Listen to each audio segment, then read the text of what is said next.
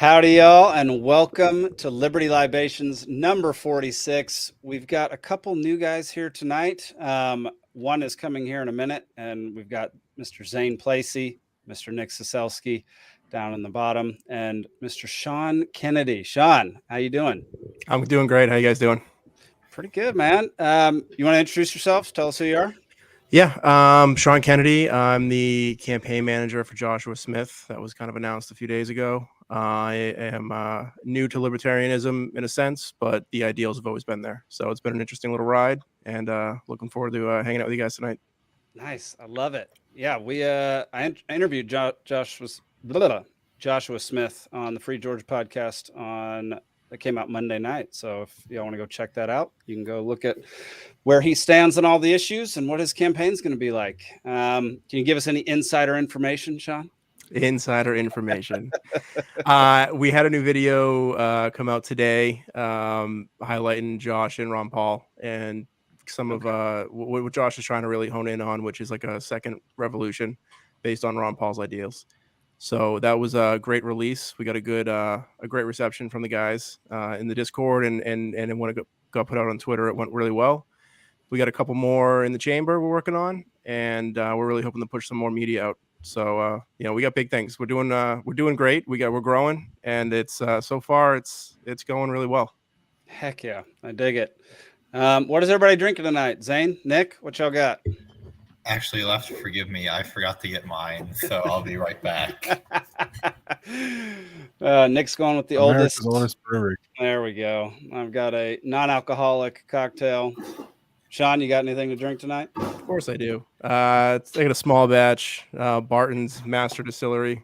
Okay, dig it. Heck yeah. All right, Zane, what'd you? I got something that matches my shirt, which is New Realm Beach Bounty Lime Lager. Man, that is such a long name for a beer. Like, that's way too long. Just be simple like Yingling. There we go. Yingling. Super simple. Everyone knows how to pronounce it and how to spell it. That's great. Well, y'all, if you have any questions about the Libertarian Party, if you have any questions about freedom, liberty, like what our principles are, any of that kind of thing, head on over to lpgeorgia.com if you're in the state of Georgia. If you're not, lp.org to learn more about the Libertarian Party in general. And this week, we just put out a new video for our convention. So let's take a look at that.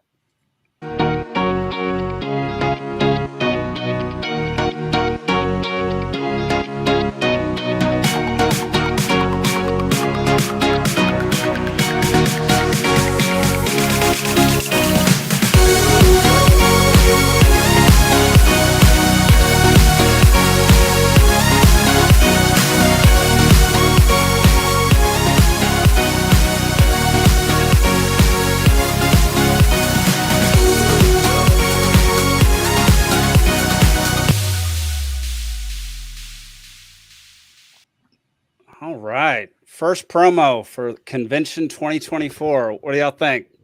So is this going to be like the months leading up to the Great Create where we have to watch that video every episode for the next 3 months? Yes. Nope. At least twice, if not 3 times. That is the only time we'll be watching it on this show. It's out there on Twitter, Facebook, wherever, if you want to go check it out. Yeah, a lot of good speakers this year. You know, I mean, we got Shane, we got Sara Higdon, we got a presidential debate. Joshua Smith is going to be joining, Mike Termott, Chase Oliver.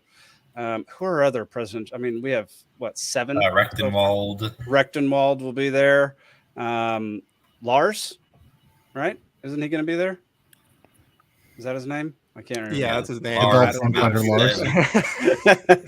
I think he's going to be there. I guess we'll find out. But yeah, go get your tickets now because early bird tickets end on October 30th. I believe it's $62, and then after that it's $75, and then it goes up to $85 in late December, early January. So yeah, go get those now. Y'all, for anybody who is, I don't know, we're gonna touch on some very touchy subjects today. Some things that are in the news, things that get people canceled, things that get people really riled up. will be videos that are hard to stomach. So if you don't want to be watching any brutal videos, then you shouldn't be tuning in today. It's not the most brutal. I tried to filter out some of the worst stuff, but it's not going to be the easiest topics today. We're kind of waiting right now on our final member of tonight's show. We're going to do trivia first. Zane, is there anything new in LP world for you? If you're in Fulton County, definitely come on out. Our monthly meetups are fourth Tuesday of the month at Mutation Brewing in Sandy Springs. So we've got our October meeting coming up. Let me check my calendar. October 24th, 7 p.m. at Mutation Brewing in Sandy Springs. So definitely come on out to that. Heck yeah. Nick, what's going on in LPPA? I'm trying to think what's really going on up here. Been out of it for about a week. I've been busy with some personal stuff. Gotcha. Yeah, I put an offer on a house and that kind of got accepted, but now I'm kind of panicking on it. And there's some stuff in the inspection I didn't like, and I don't know if it's a whole mess right now. So I'm trying to figure stuff out with that. So that's been taking up a whole bunch of time and effort. As it does, man. Is it first time home buyer? That's what I'm doing. Yeah, trying to do. Dude. So yeah. it may end up happening. It may not. But the location was great, like 5 minutes from work. So nice. So we're gonna see how it ends up going, if it ends up going. So all right. Yeah. So I've been focused on that recently. That's understandable. I mean, buying a house, there's so much involved with buying a house, especially when it's your first one. It's very stressful. I remember when me and Nikki bought our first house, it was stressful as crap, man. I hated the whole process. And that's when you decide to live in a van. That's when I decided to live in a van instead. Yeah. Once I was told the offer was accepted, I'm like, oh shit. It's serious real fast. It gets serious. Yeah. Congratulations, man. That's awesome. That's a huge deal. Heck yeah. Yeah. So,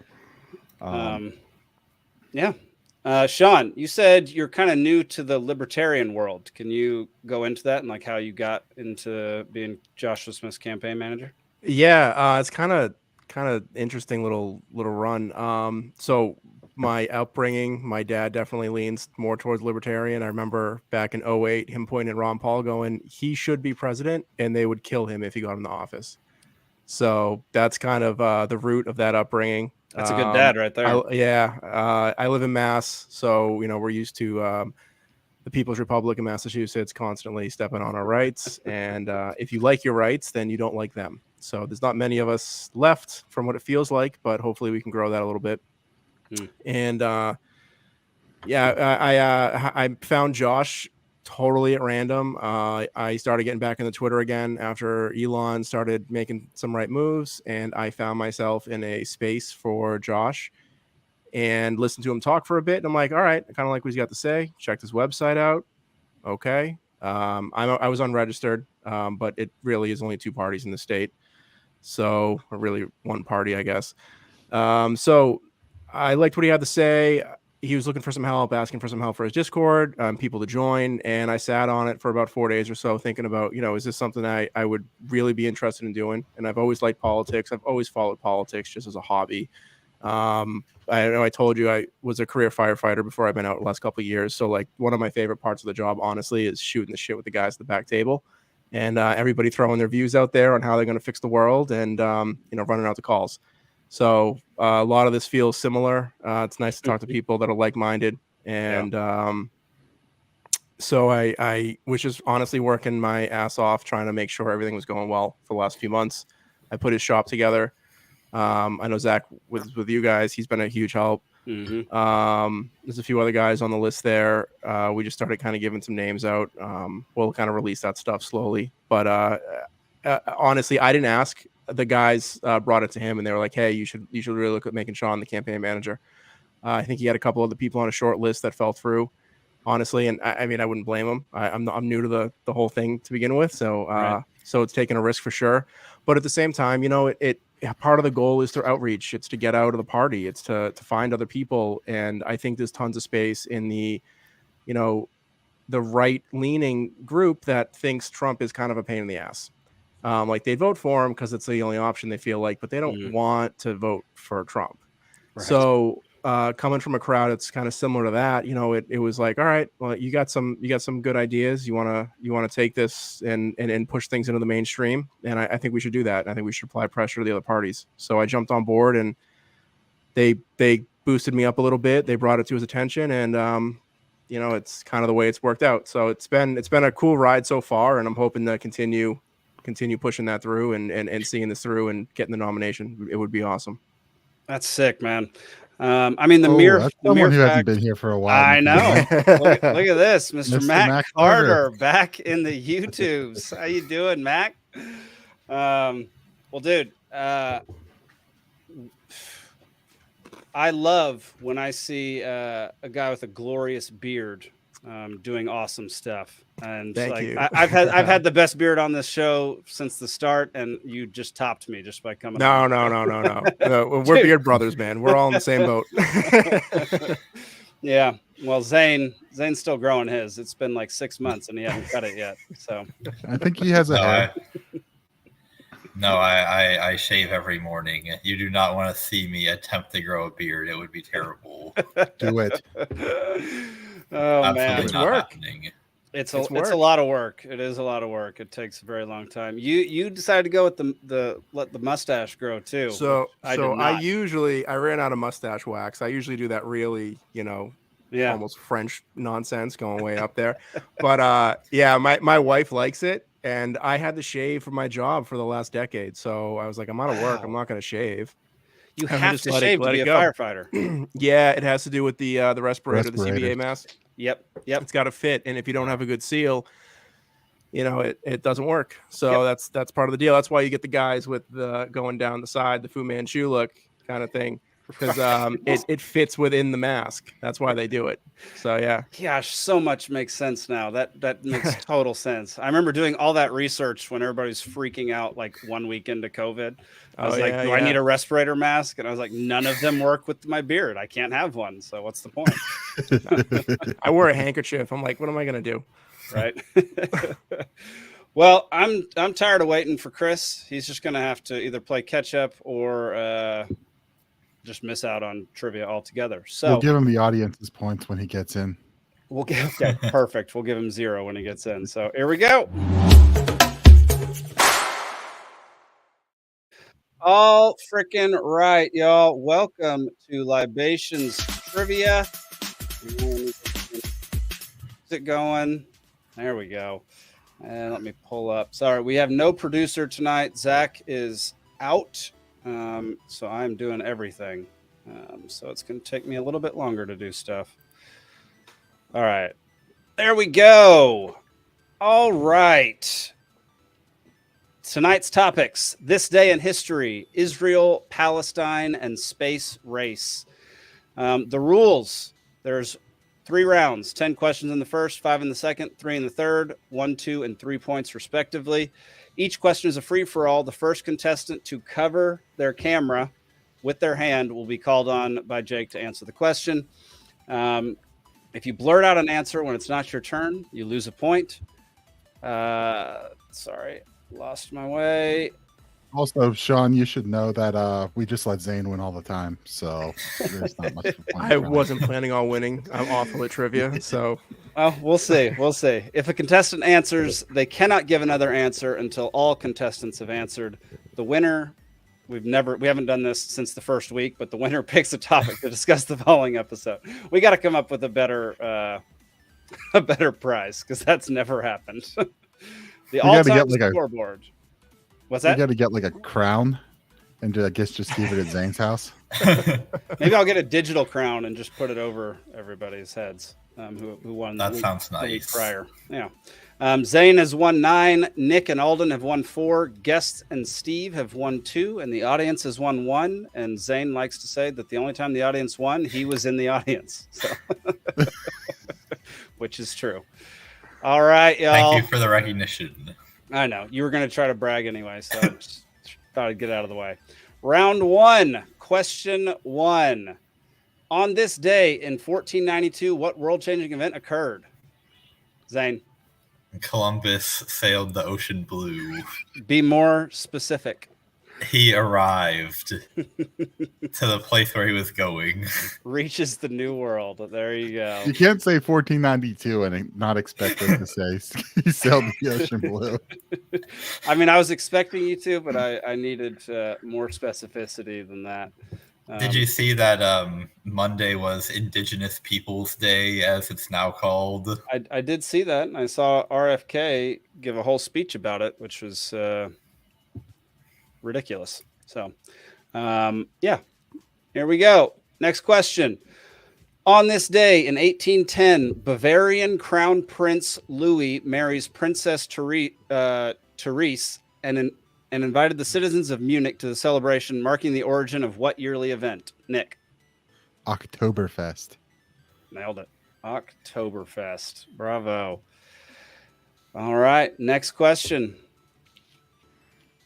On this day in 1964, the Soviet Union launches the first multi-person crewed spacecraft into orbit. What was the name of the craft? First multi-person craft. Yep. So it was not Yuri's. Zane. Svedka. No, it was not a vodka. Nick. Shot in the dark, and we're gonna go with Soyuz. Nope. Grumpy is incorrect as well. Sean, what's up? Sputnik. No, nope. That was incorrect. Anybody got a guess? It's not one I'd ever heard of, which is why it's on here. 5, 4, 3, 2, 1. Voskhod. The Voskhod 1. I know. I'd never heard of it either. But you're not going to get every question correct. Question number 4 of round 1. On this day in 2002, 202 people were killed in terrorist bombings believed to be perpetrated by Jamaat Islamiyah. In what country did this take place? Nick. I want to say Spain. Incorrect. Zane. Oh, I was going to say Spain too. France. Incorrect. Sean, you get the floor. And if you don't get it, I'll give a hint. We'll move right along and say Italy. Incorrect. It is an Asian country. Zane. Malaysia. Incorrect. Nick. Indonesia. Indonesia is right. correct. There we go. Grumpy. This was it is before not Zane was Grumpy. born, so No, it actually was not. Question number 5. On this day in 1997, which singer died when his experimental amateur aircraft crashed into Monterey Bay on the California coast? Well, this was before I was born, so what year was it? It was 1997. 97. Can we ask for a genre of music? Yeah.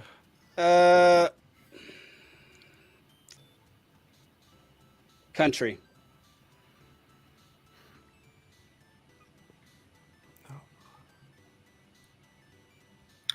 these kinda are con- harder than usual. I think the fact that I gave so many details, the experimental amateur aircraft and Monterey Bay is kind of throwing y'all because he's very famous. I can't believe nobody in the audience is getting this. I feel like now would be a good time to say Jackie Chan, but I'm not officially going to say that. Sang the song "Take Me Home, Country Road." Nick. John Denver. John Denver is correct. I was like in my head, I was thinking John Denver, but I was like, I have no clue if that's actually right. So you wimped out. That's what I'm hearing. Still got it. Question number 6. On this day in 2007, who won the Nobel Prize after making a global warming documentary? Zane. Al Gore. Al freaking Gore. Won a Nobel Prize for that piece of crap. Okay, question number 7. He invented the internet also. Yeah, totally. On this day in 1870, which legendary Civil War general died at his home in Lexington, Virginia? Zane. I think this is just Robert E. Lee. Robert E. Lee is correct. All right. Next question. All right, this is a long one. Apologies. On this day You're not in sorry. the year Don't 2000, pretend. 17 sailors were killed when the USS Cole, a naval destroyer, was attacked by suicide bombers associated with what terrorist group? Zane. Hezbollah. Wrong. Nick. Oh, Al Qaeda. Al Qaeda is correct. Nick, you're crushing it tonight, dude. It's early. It is early. Question number 9. On this day in 1968, what African country gained its independence from Spain? Zane. Oh, Grumpy actually had the best answer for the last one. He gets a point just for that. Oh, Zane. Mauritania. Wrong. Nick. Morocco? Nope. Sean, the floor is yours. Oof. From Spain. Yeah, independence from Spain. I'm drawing a blank. I was going to say Morocco. It's all good. It is a tough one. The this day in history ones were tough today. I was like digging for scraps. I'm trying to think of Nothing another interesting African happened country that October speaks 12th. Spanish. I don't know, man. You got me on that one. All right, it's open back up to the floor. I'll give a hint. It is 2 words. Nick. Shit, that messes me up. I made 2 words. I got nothing. I had a guess, and it's not right because of your hint, so I jumped the gun there, and I need to think for a second. Fair enough. Y'all get 10 seconds. I love that I'm stumping Zane tonight. This is great. 5, 4, 3, 2. There we go. Equatorial Guinea is the Wow. correct I think African Spain. I'm thinking like North Africa, Mediterranean coast. Yeah. Like I was gonna guess like Tunisia. I don't care what you're thinking. I said African. That was a deep cut. Well, it is what it is. All right. Final question of round 1. On this day in 1901, which president changed the name from Executive Mansion to the White House? Zane. Teddy Roosevelt. Teddy freaking Roosevelt. All right, y'all. After 1 round, Nick and Zane are tied at 4. Sean and the audience are tied at 0. And Chris is tied at -7.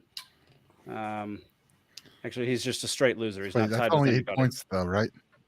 Are we sure we? What? That Yeah, was y'all 8 did- points y'all- and 10 questions. We skipped 1. We did 10 questions. spacecraft. And y'all missed. Yep, Yeah, y'all missed 2. 2 of them. Okay. Don't question my math. I'm doing this. It's adding 1 by 1. I think I got it. Okay. Well, now we're going 2 by 2. So Now we're going 2 by 2. You can start questioning me. Question number 1. What date was the modern state of Israel established? I need the full date. Nick. We'll do closest to it gets it. I think it was the June. I want to say June 14th, 1949. Okay. Zane, what's your guess? June 14th, 1947. Okay. Sean, you got a guess? 48. Sean gets it. There we go. May 14th, 1948. How about that?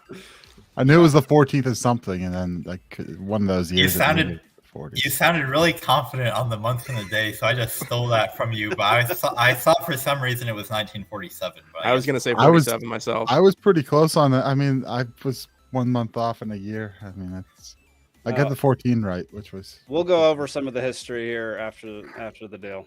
My notes aren't even up where I have that date in the notes, so Perfect. I'm playing fair. I have the document like on my taskbar, but it's not up on the screen. So Well, good for you. Way to be a good sport. I play fair. Question number 2. What event is often considered the catalyst for the Israel-Palestine conflict? Zane. The 6-Day War. No. Good guess, though. Nick.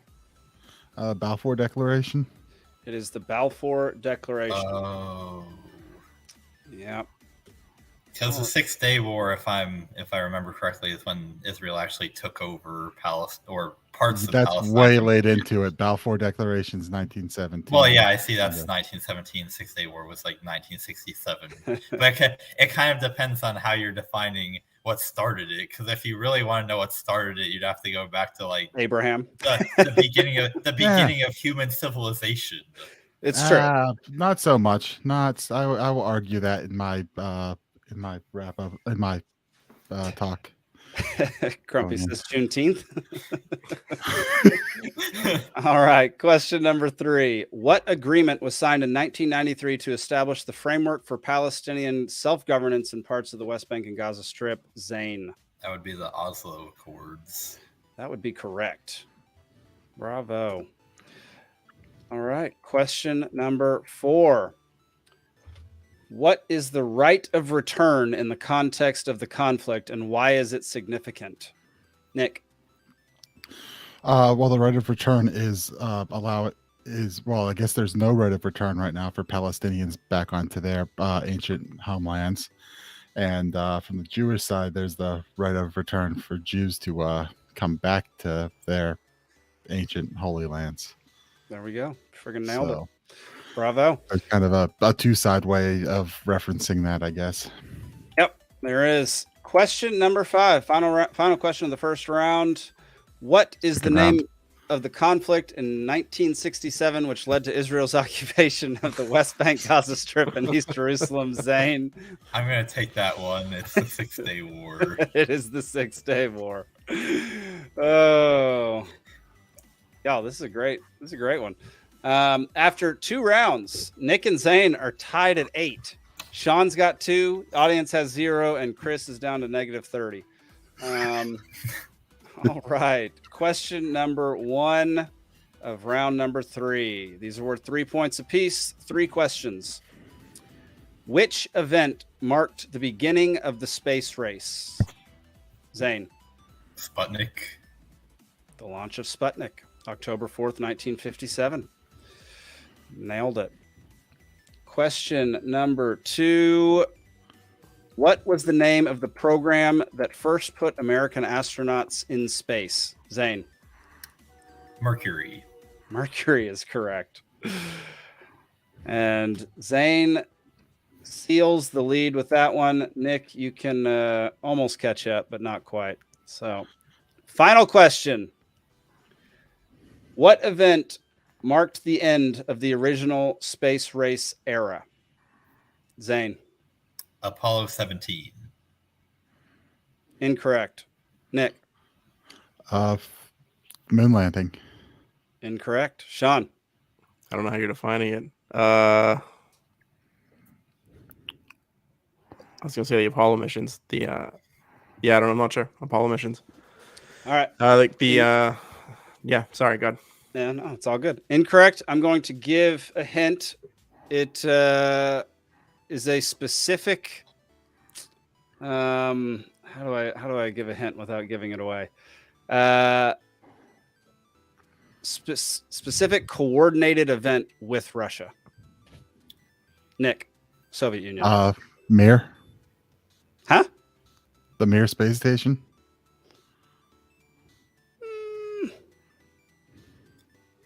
I mean, I'll give it. Was some sort of docking with Mir and Skylab, right? There's the answer. Oh, wait. The Apollo-Soyuz test project in 1975, American and Soviet spacecraft docked in space, marking the end of the space race, not the Cold War. All right, y'all. Go on. How about that?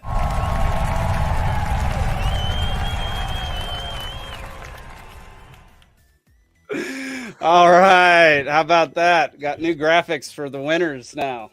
You just, I guess you had to spend a ton of time just making one, right? Yeah, I was gonna say you got one graphic there. I have one graphic for each person. I have Alden, Zach, Zane, Nick, Steven, audience, and guest. Actually, one of them gets used a lot more than the other ones, though. As of right now, yes, but you don't know that's going to be the case in the future. Plus, ever since we started doing it where you don't get to see the question, you haven't been winning as much. So eat a butt. Well, part of that is because there were a couple times where I had to miss the episode. So I've been on twice since the rule change and won once. Whatever. Okay, we have our fifth member coming to the stage, already drinking something. Mr. Christopher Bradley, how you doing tonight, brother? I'm doing well. Good evening, gents. Good evening. All right, what are you drinking? Moonshine with lemonade in it. That's a good call. That's great. Yeah, it's like 100 proof or something. Okay, well you're catching up quick then. It tickles. Chris, just let everybody know who you are, what you do, that kind of thing before we get into this whole deal. I am Chris. I clearly don't have enough lighting on in here. I am a stuntman and carpenter, and a father to a 3-year-old domestic terrorist.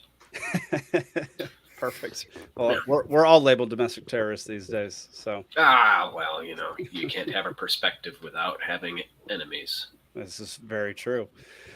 Well, Chris, thanks for joining, man. Appreciate it. Absolutely. Thanks for having me on. Sorry you light switch. Yeah, sorry you had to miss I don't know, was it like 2 weeks ago that you were supposed to be on and yeah, Ella wouldn't go to bed? Well, that was the issue tonight too. Gotcha. Go figure. I thought it was going to be like, oh yeah, Christina's not feeling great, so she's going to go to bed early, and figured she'll take the kid down with her. And I was like, yeah, great, perfect. They'll both go to bed together, no problem. Second I walked out of the room and said goodnight, it was Chernobyl level. I cannot describe to you the absolute abhorrent horror in her voice. It was just I had wronged an entire ancestry of people. That seems like a typical night for you, though. Oddly enough. It doesn't stop. I have a 6-year-old. Oh, good. It doesn't stop. You know what? I hate you for your honesty, but I appreciate it at the same time. Pleasure to meet you. Yeah, nice to meet you, man. All right, y'all. We're going to get into this. Here we go. We're going to talk a lot about Israel-Palestine conflict today and everything that's been happening. Yahoo News is now reporting that the Israel-Hamas war, the death toll reaches 2,500, including 27 U.S. citizens. Yeah, and I'm gonna mention it again. We're gonna say there are gonna be opinions that people don't like. There are going to be things that people don't want to see. There are gonna be things that people don't want to hear discussed at all. So if you don't want to be around for this episode, then log off now. Otherwise, let's get into it. And part of what I've got, I'm going to take it, try to run history back to like the 1800s here a little bit. So heck yeah, try to get some real perspective on this. And I just want to kind of, where I kind of source things from, right? So, when an event like this kicks off, you always want to kind of catch back up and refresh yourself on things. So in addition to doing some research and poking around, a while back I listened to a podcast called Martyr Made. I don't know if you guys are familiar with it. MARTYRMADE. It's basically like a hardcore history Dan Carlin type show. Love hardcore history. It's so 6 episodes covering the first 6 episodes he did. Another show the guy does, his name's Daryl Cooper. He does another show with like Jocko Willink, and like Scott Horton's been on that show. So like he's in, he's been in like some good circles, right? But this is 20 hours of of audio on that. So the first 6 episodes, the series he called Fear and Loathing in New Jerusalem is the series. So it's about 20 about 20 hours worth of content I was listening to while at work over the past couple of days, Mhm. taking it from like basically back 1800s and giving, a broad perspective on the ground, kind of the rise of the Zionist movement, and then really only takes it up to about 1947, 48 there, I think. It doesn't get into like a whole bunch, at least re-listening to it where I am with like 2 hours left in the final 5-hour episode. It doesn't cover like a whole lot of modern stuff. It's giving a whole lot of background on who these early players are, kind of perspective on all sides. And of course, like what it comes back to is it's the British fault. So Yeah, we lost you for a second there. It's what? all the British's fault.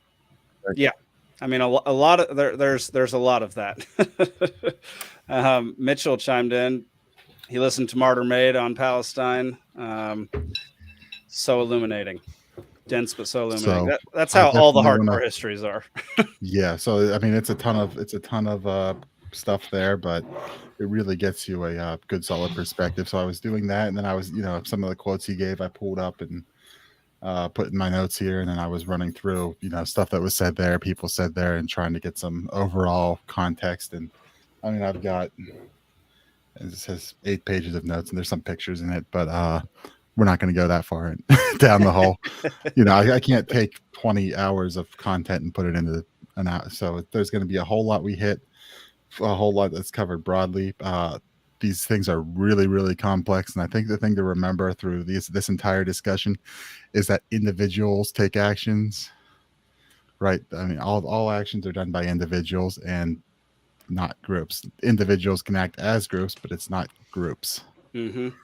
So that's the thing to keep in mind, especially because, like, if you say Arabs did this or the Zionists did this, it's not always the whole group. There's always, subsections of the group that agree, disagree, did this. You have one uprising where, one side's, committing violent acts against the other, but you still have people in the other group who are protecting the other ones. Like it's all very, very nuanced and complex, which you don't get much in you don't get that in corporate press or anything. Zane, keep going.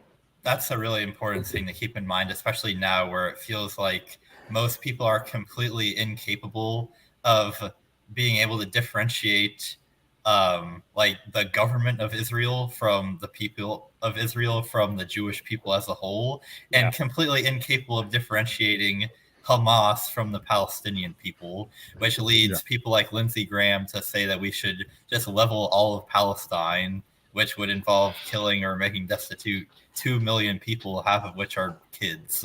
So that collectivism of any flavor can lead you down some really dark paths. Yes. But also, I think 8 pages of notes is more show prep than has been done in the entire rest of the history of this show. Well, there's some pictures in there. I mean, basically the only picture I'm going to want to bring up is, and you can probably Google this, is basically the if you search the Palestinian territory or whatever, there's a picture of of the boundaries throughout the years. Gotcha. And I well, think before we get to that, I thought this tweet was a good point for a libertarian thing. It's from Reed Cooley on Twitter. I hate, or on X, whatever you want to call it, I hate the atrocities committed by Hamas. I hate the atrocities committed by Israel. But most of all, I hate the possibility of World War III. How many more Israelis and Palestinians will die amidst a world war? This will happen if the U.S. government enters this conflict. And I do think that is generally the stance of the Libertarian Party. We're very anti-war. I mean, we're the most anti-war party there is, and we're the most anti-interventionist party that there is. And I think it's important to keep that in mind, that at least at the very least 4 of us, if not all 5 of us, will be coming at this from a more libertarian approach than anything else.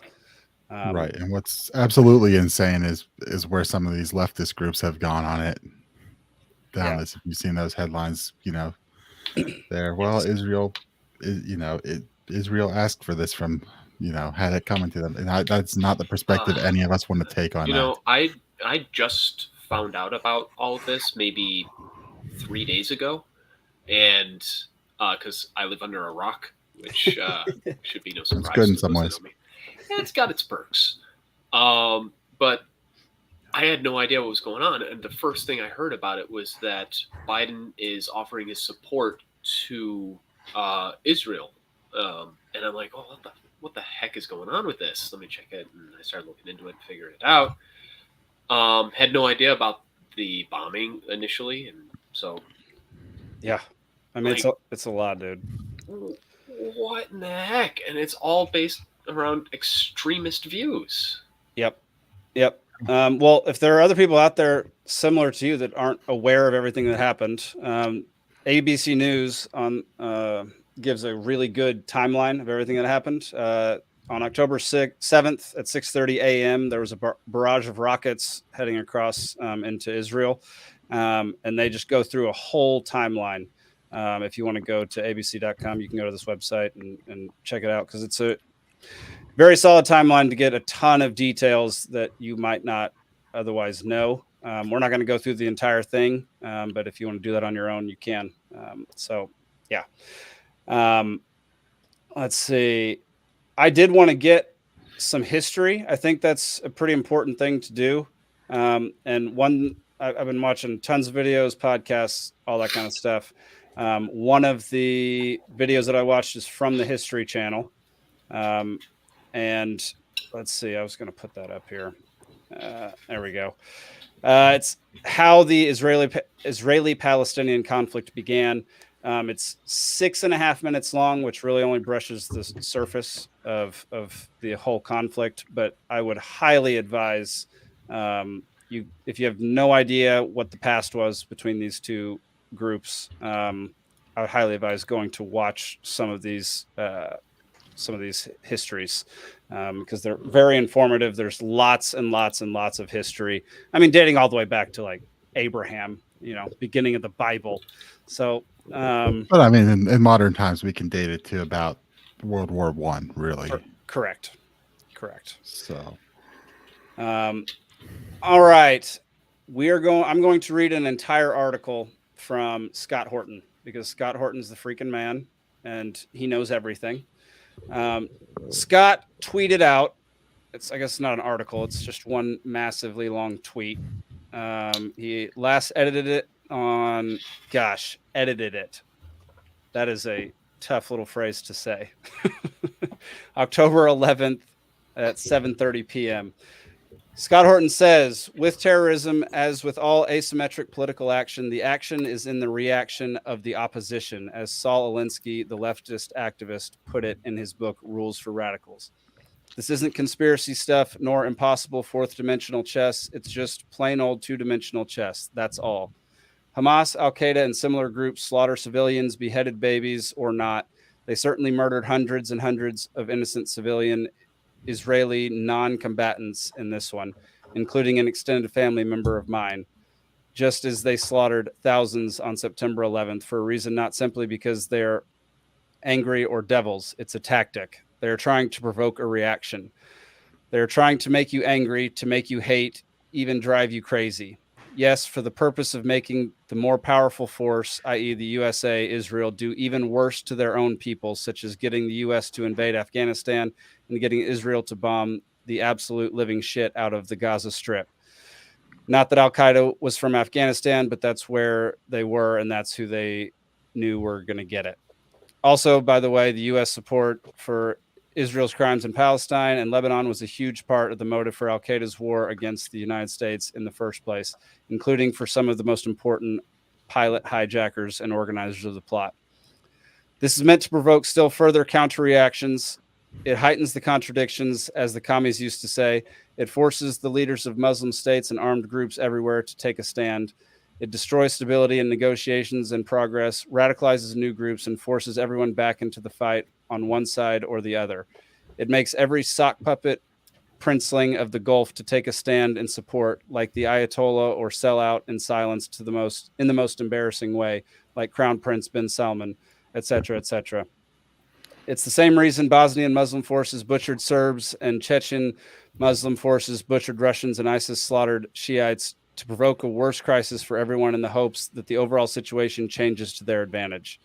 I would note that terrorism is usually as stupid as it is evil. See Bosnia, where they got less and less. Chechnya, Syria, and Iraq wars 2 and 3, where they lost outright. Osama's nemesis, the Saudi monarchy, still stands, and with as degenerate a self-worshipper in the crown prince position as he could ever have feared, Hamas may very well not survive this. But for Israel to completely destroy them would require a level of violence that the civilian population of the Gaza Strip, 1/2 of them under 18 years old, all of them trapped with nowhere to go, simply cannot withstand. Hundreds have already been killed. The longer this goes on, the greater the danger to the Israeli hostages as well.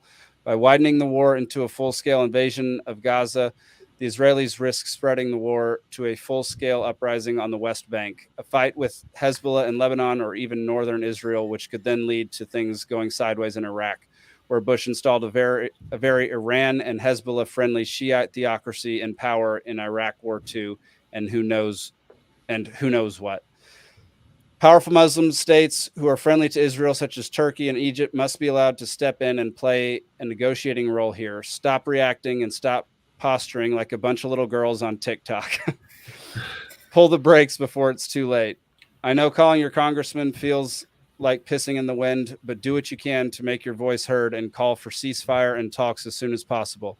Ultimately, the Palestinians must have independence or citizenship. Otherwise, as Ariel Sharon's man, former Prime Minister Ehud Olmert said, they're left with an untenable apartheid state, and the U.S. should stop sharing in the responsibility for this shame immediately by ending all aid and military support for the occupation, and for that matter, in all cases, everywhere.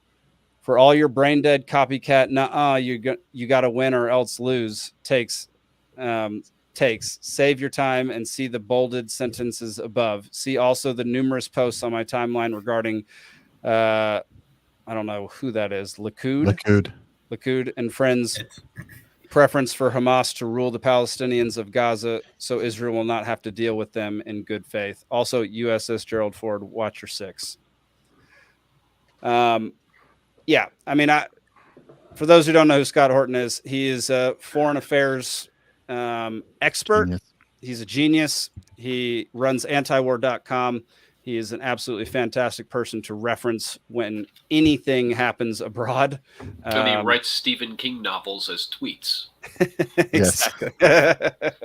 Yes. That's a lot to unpack, dude. It's a lot to unpack. And we can unpack it if we want. Anybody have any comments on that? I got to go check something. I'd like to make a good clarifying point on what he said there about, the Gaza Strip, right?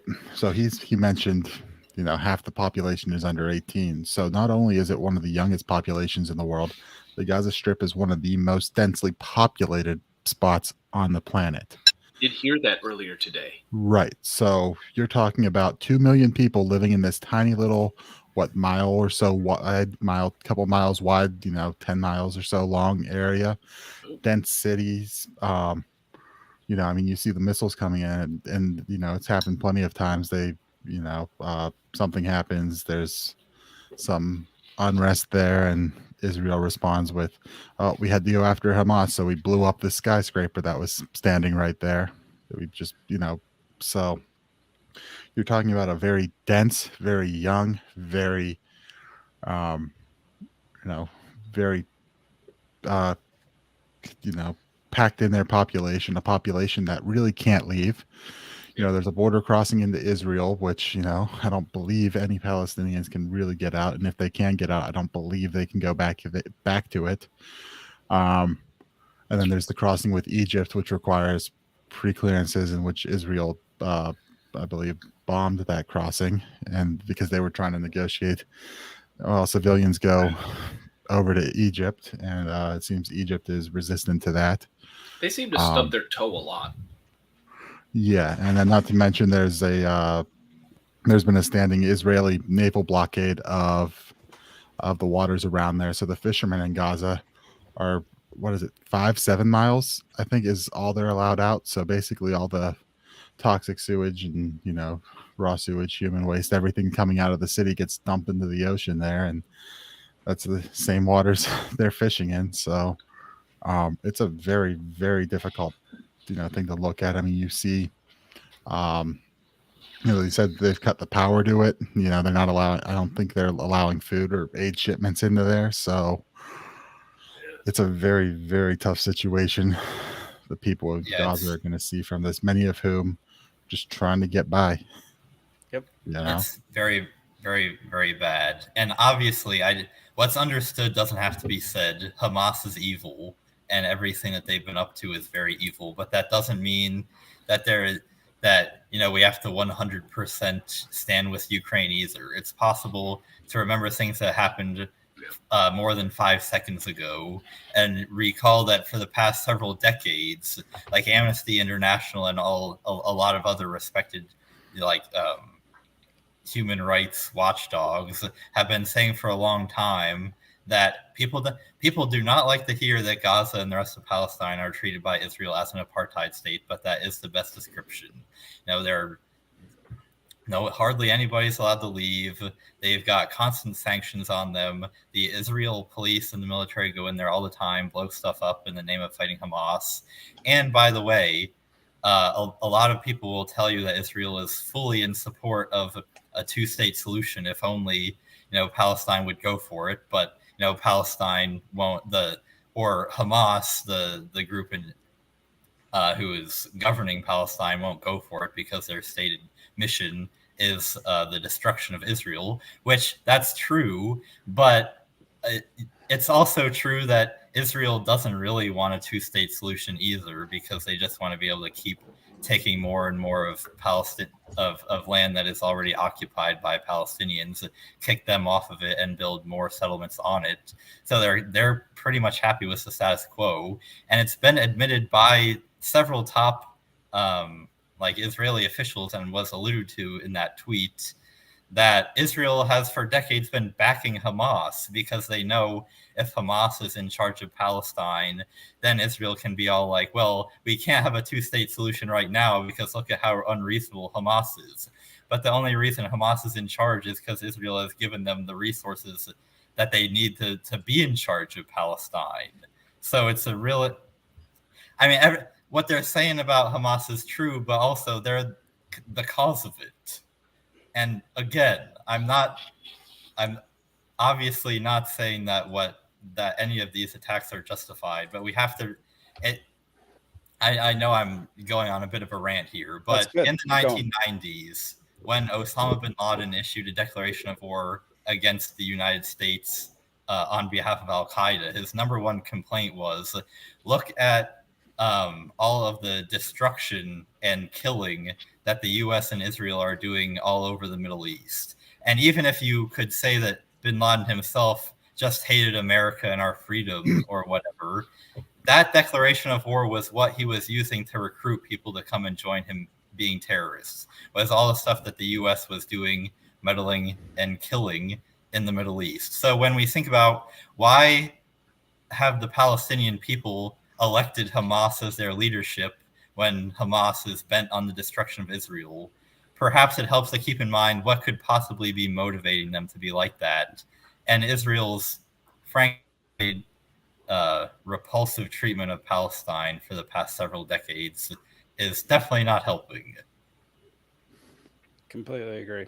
Yeah, I mean, the similarities between Hamas's reaction to what's been happening to them and their people and what happened with 9/11 is striking resemblances. The amount of decades that we've been over bombing the Middle East, and to the retaliation of it being culminating, I guess, in 9/11 is very strikingly similar to what's going on here. I mean, they literally attacked by land, sea, and air all at once. Like, it was the most interesting coordinated attack I've seen in recent days. People flying in on little hang glider deals. Like, it was right. I've never seen something like that. I've just never seen something like that before. Yeah. Anyway, people are always able to create new and fascinating ways to kill each other. That's very true. Yeah. Yeah. Have you guys heard of the Millennium Challenge from 2002? It was a war game exercise. This is these guys flying in reminded me of this. So it was a U.S. war game exercise and in the Middle East, and what they had were guys on one, I believe it was a general, came in and basically just wiped the floor with the U.S. military using small guerrilla tactics, and he used people on like motorbikes dropping bombs, like messenger bikes, and like all these really small things that we think that the surveillance state is gonna, they're gonna catch the missiles and the planes and like the big shit, and then like stuff like this is what it reminded me of, where you just have small guerrilla tactics. It doesn't take much. I mean, it sounds like a fucking action movie. I mean, it sounds horrible as well, but it's like it. I mean, these guys are flying in doing. Sounds like Red Dawn or basis something. It's the basis of terrorism, though. The idea of terrorism is to create terror, and there is nothing more innately terrorizing to the human soul than the unknown. Not knowing where you're going to get hit, or when you're going to get hit, or how you're going to get hit is absolutely and utterly terrifying, and that's the core basis of terrorism. Yeah. And these smaller strikes and smaller attacks. I mean, it's exactly how it took us. I mean, we never defeated any of these groups in the Middle East, like, because they were extremely hard to capture all at once. They're extremely hard to kill all at once, because all these little covert actions and smaller military forces and smaller arms and vehicles made it extremely difficult to do it. And it's exactly out of that playbook. I saw an article that said that the reason that these attacks flew under the radar of Mossad, the Israeli intelligence agency, was because Hamas did all their planning offline, which, there might be a lesson in there for libertarians. But... Although I was seeing reports that Egypt warned them a couple days ahead of time that something was coming. I heard that too, but I heard that Egypt said something was coming, but didn't know what, when, how, or where. Yes, that's not very useful if that's the case. But. Yeah, there's not really much. You know what? I can make that prophecy too. Something's coming. Something's coming. And you know what? I'll be right. Yeah. So Grumpy's latest comment here: the more we killed, the more recruits they got. Right? That's what was the Brad Pitt movie, War Machine, based loosely on Stanley McChrystal. There, right? Insurgent math. If you've got 10 bad guys and you kill 8 of them, how many do you have? 20. Right. Yep. Yeah, I mean, there are stories of former Israeli soldiers that are recounting how horrified they were by some of the operations that they did in Palestine, like going to weddings or funerals where somebody said that there was a Hamas operative there and they just shot the entire thing up. It's a lot easier to justify these things when you feel like your religion backs it, or you're fighting for a group of people with a religious background, as opposed to even a nation state. I mean, it's an ethnicity and a religion. So I don't agree with it, but I can understand the idea where you feel like you're going to be killed or you need to kill other people, which is a horrible place to put people in. But I think it's framed that way for a reason by people who want to take the land over, who want to push them out. I know Nick or Zane, one of you guys touched on the Gaza Strip. It's an immensely dense area. Sorry to interrupt. I have to step away for a second. Cool. By all means, you guys keep going. Sounds good.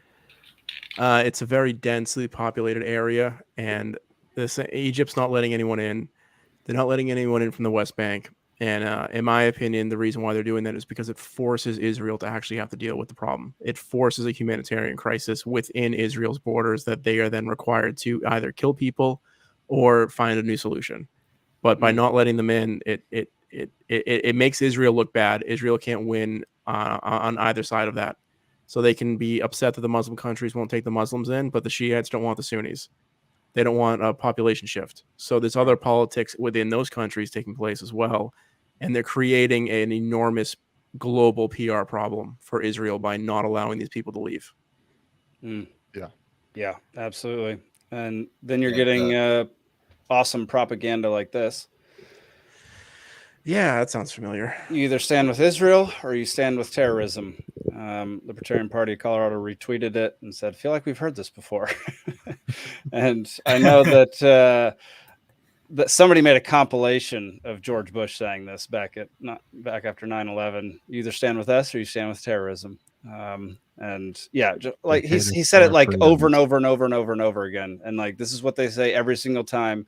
And it's just not at all true. I'll refer you back to that tweet by Reed Cooley. You don't stand with either one. You stand with the innocent people that have been murdered, and their families. And yeah, I mean, it's all horrendous. Sean, as you were saying, the religious aspect of this is obviously enormous. Like even in the U.S., like I come from a very Christian background. It's very important to me. But the tendency of a lot of Christians is we always have to stand with the state of Israel 100% because the Jews are God's chosen people. Which I believe that is true, but that doesn't mean that the state of Israel is always perfect. Like go back and read, the books of First Kings and Second Kings.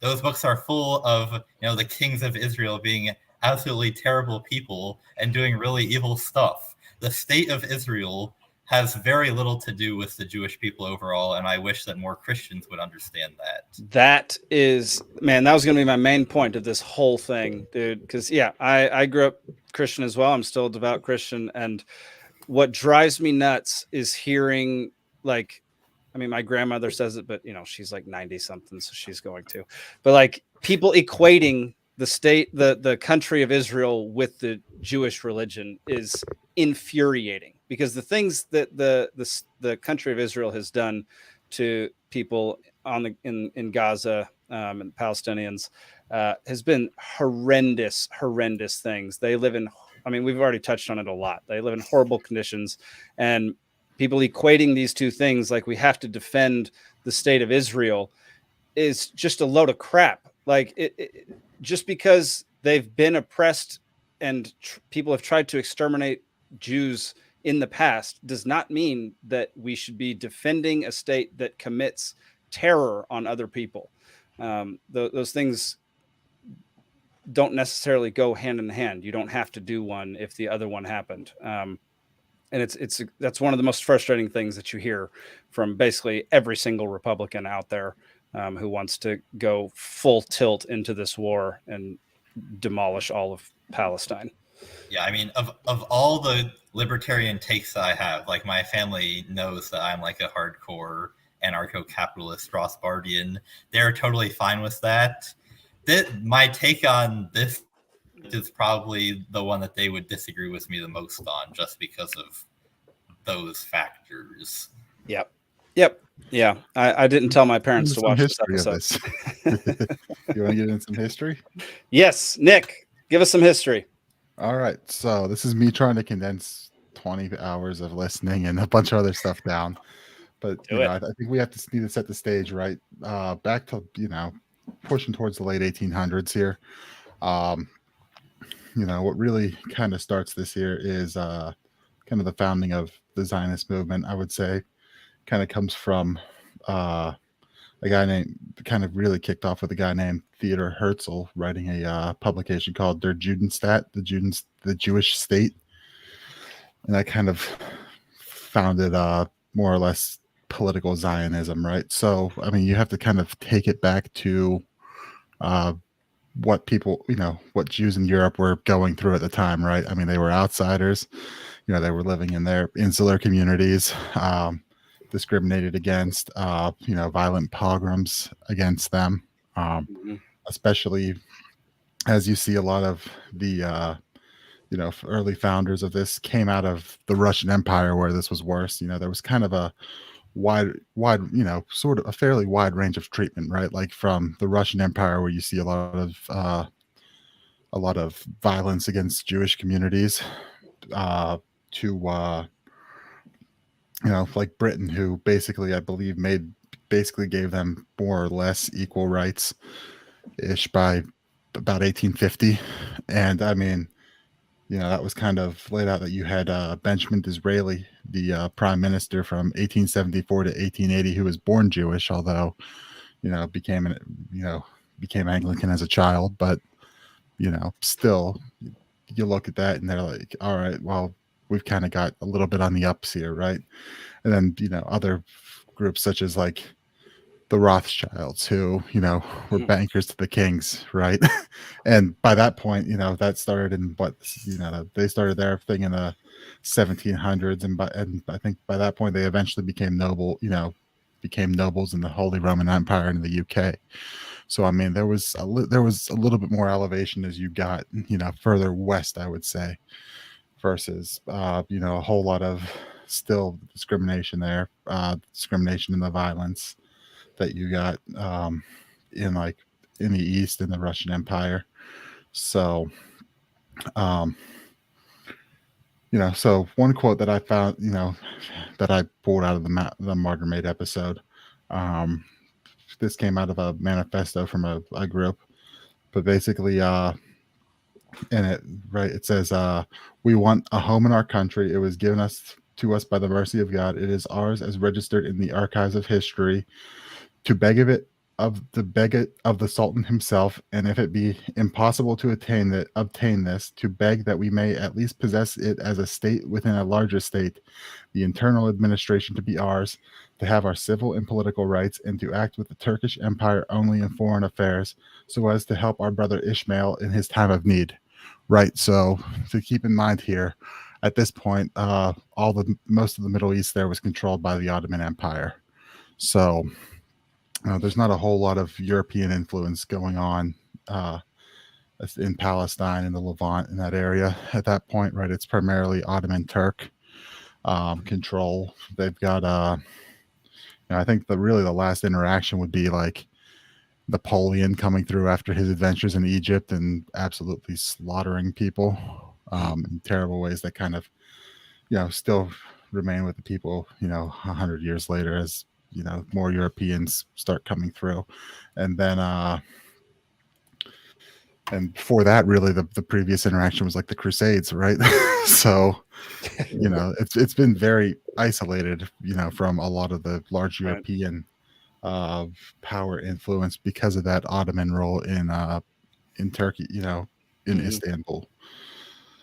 So, but basically what they're saying here in this is, hey, we think that it's also good to keep in mind that, you know, it's not just Muslims living there, right? You got a large Muslim population, but you do have a large Christian population as well, and a minority but still present Jewish population that had been living in the area, right? So you've kind of got everyone just kind of living there and doing their thing, and they, you know, these guys are saying, hey, let's go beg of the Sultan to give us a little bit of land so that we can have our own place, get away from this violence in Europe, these people discriminating against us here, and let us, you know, have some peace down there.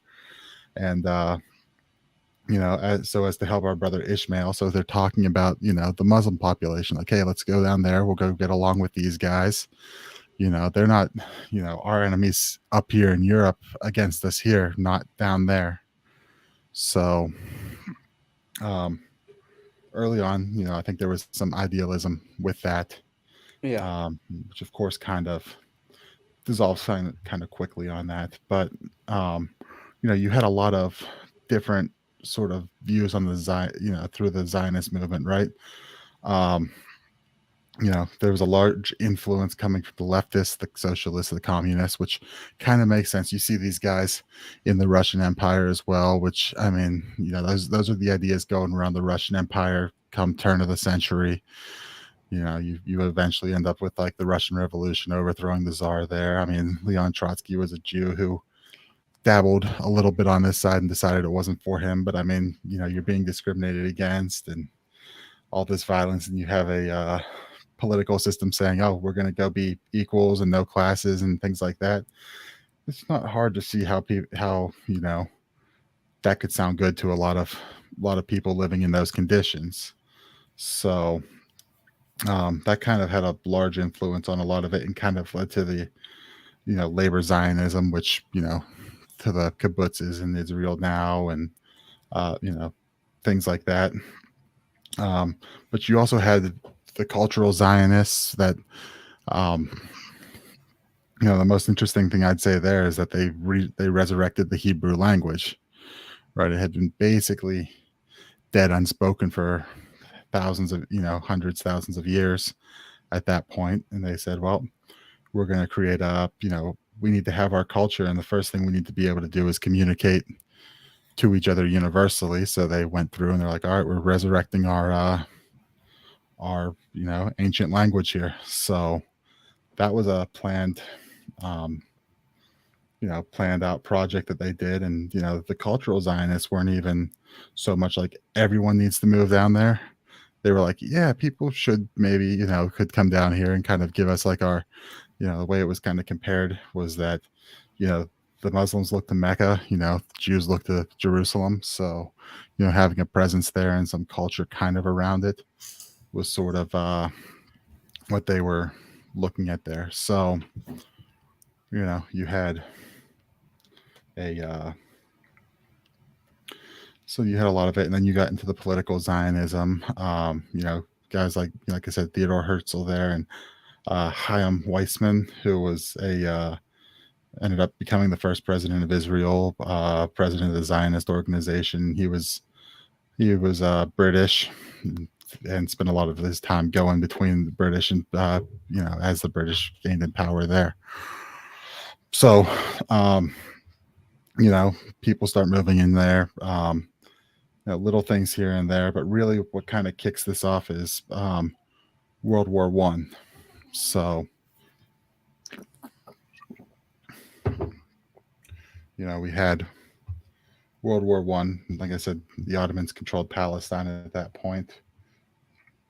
And at that point, the Ottomans were against the Allied powers. They were aligned. So the British were obviously fighting the Ottoman Empire. You had the whole Arab revolt with T.E. Lawrence, Lawrence of Arabia. And, basically they were expecting to have their own Arab state at the end of this here. But at the time, you've got the British doing British things, as one would suspect, and they're trying to cut deals every way they can, right? So the British are, they have T.E. Lawrence telling the Arabs, hey, telling him to tell the Arabs, hey, you guys are going to have your own independent state. We're going to put a Hashemite king on the throne there. And, you guys are going to be able to rule yourselves. You're no longer going to have the Ottomans over you. They were also telling, the Zionists and the Zionist movement with the Balfour Declaration in 1917, hey, we're going to give you a homeland there. They're telling France with the Sykes-Picot Agreement, hey, you're going to get this part of it. And then they're also going back to the Ottomans and saying, hey, maybe we'll let you guys stay around, but get out of the war. So they're like, play this every direction they can. And so behind every conflict in the Middle East is somebody saying, what a bottle. It's all the British's fault. I mean, it definitely they played a massive role in screwing this whole thing up. I mean, so they promised a whole bunch of different people who literally can't stand each other, basically the same exact area of land. It just set the stage for this entire thing to go incredibly wrong. So you had like T.E. Lawrence, because he kind of knew that he was playing the Arabs, that he was kind of having to fall in line and follow orders and tell them what they wanted to hear. But, he said, for my work on the Arab front, I had determined to accept nothing. The cabinet raised the Arabs to fight for us by definite promises of self-government afterwards. Arabs believe in persons, not in institutions. They saw me a free agent of the British government and demanded from me an endorsement of its written promises. So I had to join in the conspiracy, and for what my word was worth, assured the men of their reward. In our 2 years' partnership under fire, they grew accustomed to believing me and to think my government, like myself, sincere. In this hope, they performed some fine things, of course. Instead of being proud of what we did together, I was continually and bitterly ashamed. So, so basically what ended up happening here, so you had the, so like I said, the Balfour Declaration was issued in 1917. Mm-hmm. November 2nd. And I mean, that really was the birth of like the modern day conflict and why this is all happening today. Right. Because because basically the Arabs got the short end of the stick on this one, right? And because their land, and like I said, their previous interaction with Europeans was with Napoleon, who came through and committed some mass atrocities there. So, when they were dividing things up on Sykes-Picot, they were saying, "Hey guys, like, don't give us to the French. Like, we'll hang out with you, but like, not the French, not the French."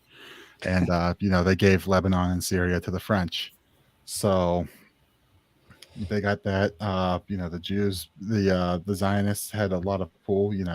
Like I said, Chaim Weizmann was British, so he was one of the big guys that got the Balfour Declaration, which declared, which specifically mentioned, not Jewish state but national home. So that was, kind of open to interpretation on some people's parts. The British were constantly telling them, no, we're not giving them a state. Like, they're just gonna live here. But at the same time, the Zionists are saying, no, we're taking a state and we're taking the whole thing, basically, as things started coming out there. And then so you had Sykes-Picot, which also can't, in there. So you've got all this, all these different agreements going on, and so at one point there, the Arabs got impatient with it and basically declared their own kingdom and put Faisal the First from the Hashemite family on the throne of the Arab kingdom of Syria, which lasted 3 or 4 months. All right, let's pause on history for a minute. There's a lot of information. Yeah. Let's pause. I have one of those animations of the maps that you were talking about before, Nick. So let's just take a look at this. So 1917, this is what Arabs, 97%, Jews get 3%. Yeah. And then in 1939, mandatory Palestine. British mandated, facilitated Jewish immigration. In 1946, Zionist Jews controlled less than 6%. And this just kind of shows you how it just took over. Yeah, so you had the 47 lines, and then you ended up going down to the 67 line. Well, in 47, I believe Transjordan took possession of the West Bank, and let's see, in 47 it was 70. So let's go back. 1917 it was 97% Arabs versus 3% Jews, and then in 39 the Jews went up to 2%, went up to 5.5%, 6%, and then in 47 it was 78% Jewish controlled. Whereas, and then 100% in 1967 after the 6-Day War, when they basically took over everything, and it stayed that way through the years and is basically still that way. And yeah, this is what we were saying. Like, you have to recognize that it is basically an apartheid state where they own this other section that they were not promised, but that they did stay. It's crazy. If you go back and listen to some of these president speeches, they literally say before they even take over or before they're even given this land, that they're going to make sure that they take over the rest of the Palestinian land in the future. Every single, 3 presidents in a row said this of Israel. They said, we're not going to abide by this treaty. We're going to, or whatever it was, accords or whatever you want to call it. Balfour Accords. Balfour Declaration and the Oslo Accords. And then they just kept going. And there was never an agreement stated or in writing by the president that they weren't going to do this. It was just kind of assumed that everything would work out when the British decided to give all this land. Well, the British have such a great track record with colonizing.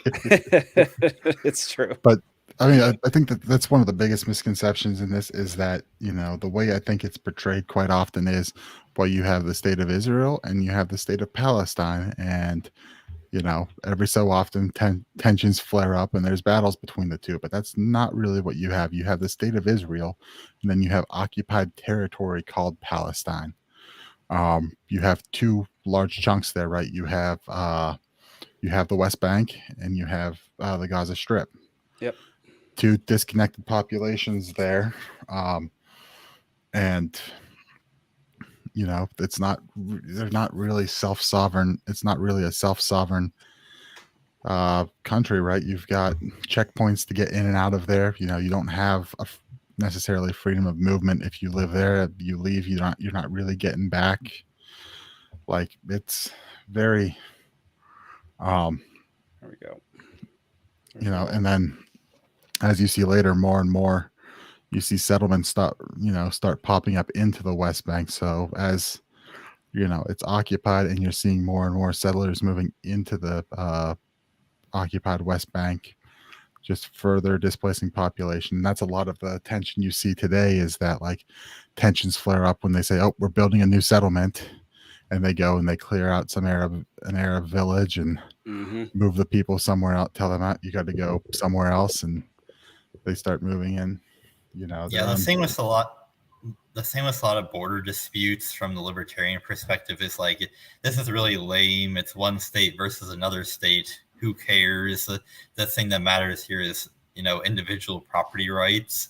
But the thing here is, every time Israel is, going into Palestine and taking some more territory, what that entails is telling individual Palestinians, get out of your own property and never come back.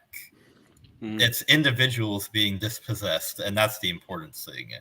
Well, like what gets interesting is going back historically on this, right? So a lot of times a lot of that land was controlled by Ottoman nobles. Richer families from certain areas, the cities in that area were controlling huge swaths of land.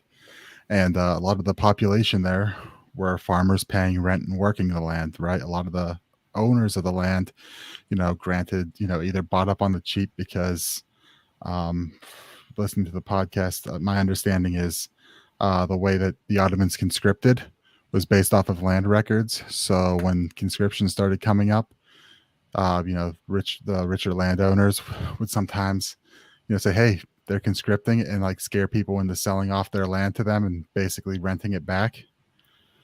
So, a lot of times the Zionist organizations would come in, they'd buy the land from the owner, but was that duly acquired? Was it, it gets very complex there, because this person's technically the owner of it, but also that person may have just come to it by government favors or outright fraud and some money, and buy it up, displace, and then say, well, you're no longer allowed to work here, right? That's some of the stories told in there, was that they'd buy up the land, and they'd tell them, hey, this is our land, you guys can't work it, only we can work our land, so you've got to go somewhere else.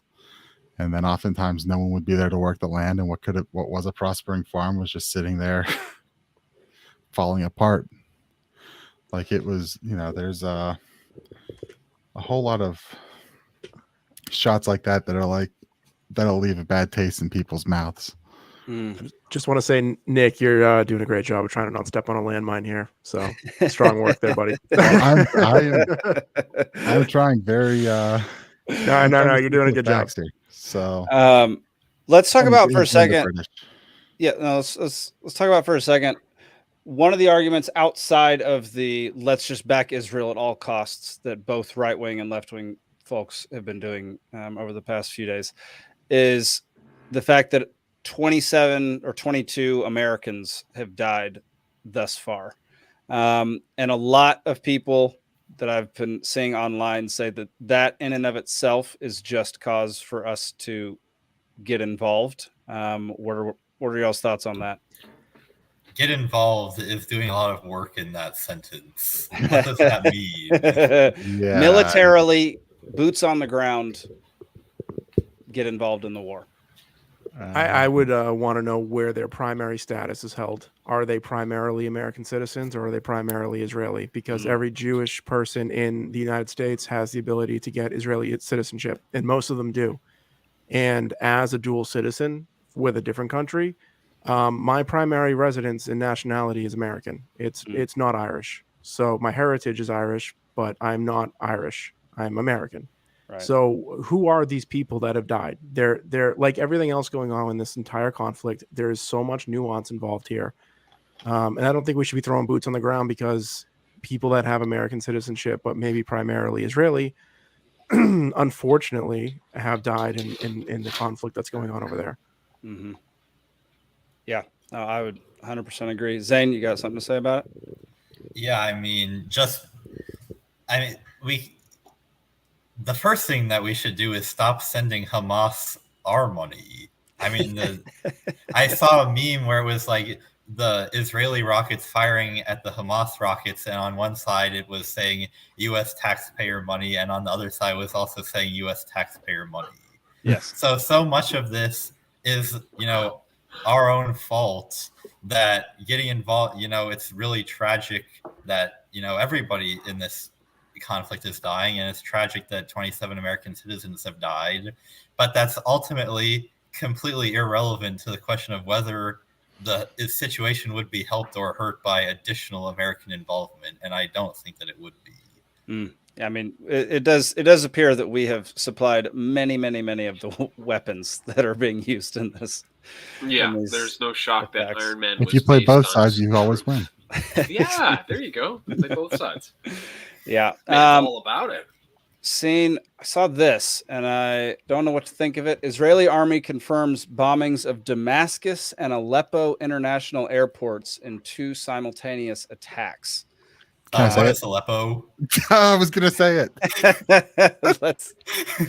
Let's not reference one of the worst libertarian moments on national TV. Let's not do that.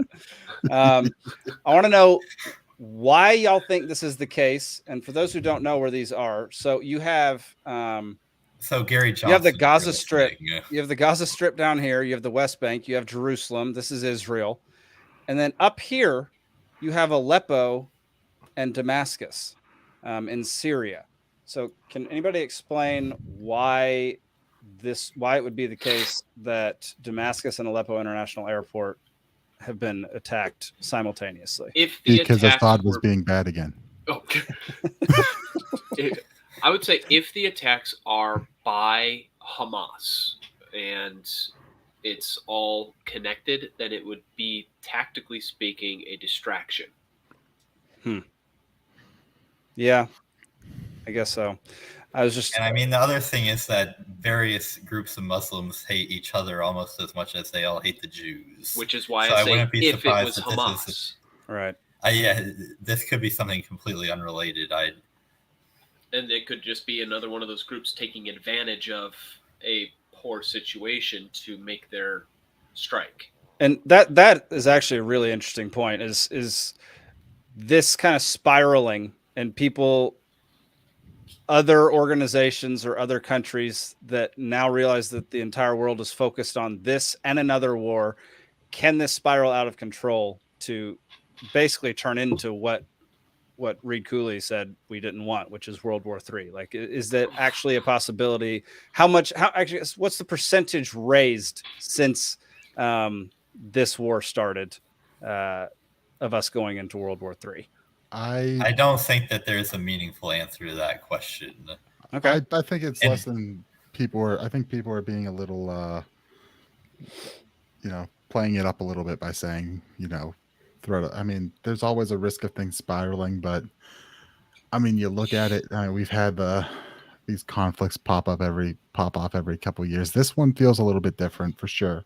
Mm-hmm. But in order for a world war to kick off, you kind of need an opposing side on it, right? I mean, a lot of the bordering Arab countries, Egypt's not going to go at Israel. They've kind of more or less somewhat buried the hatchet there. Saudi Arabia and Israel have kind of, cooled tensions there.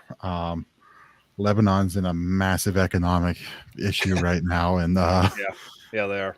That's there. And Syria itself, I mean, Syria, you have, the rough alliance with Russia from, the previous time when the CIA had the Assad.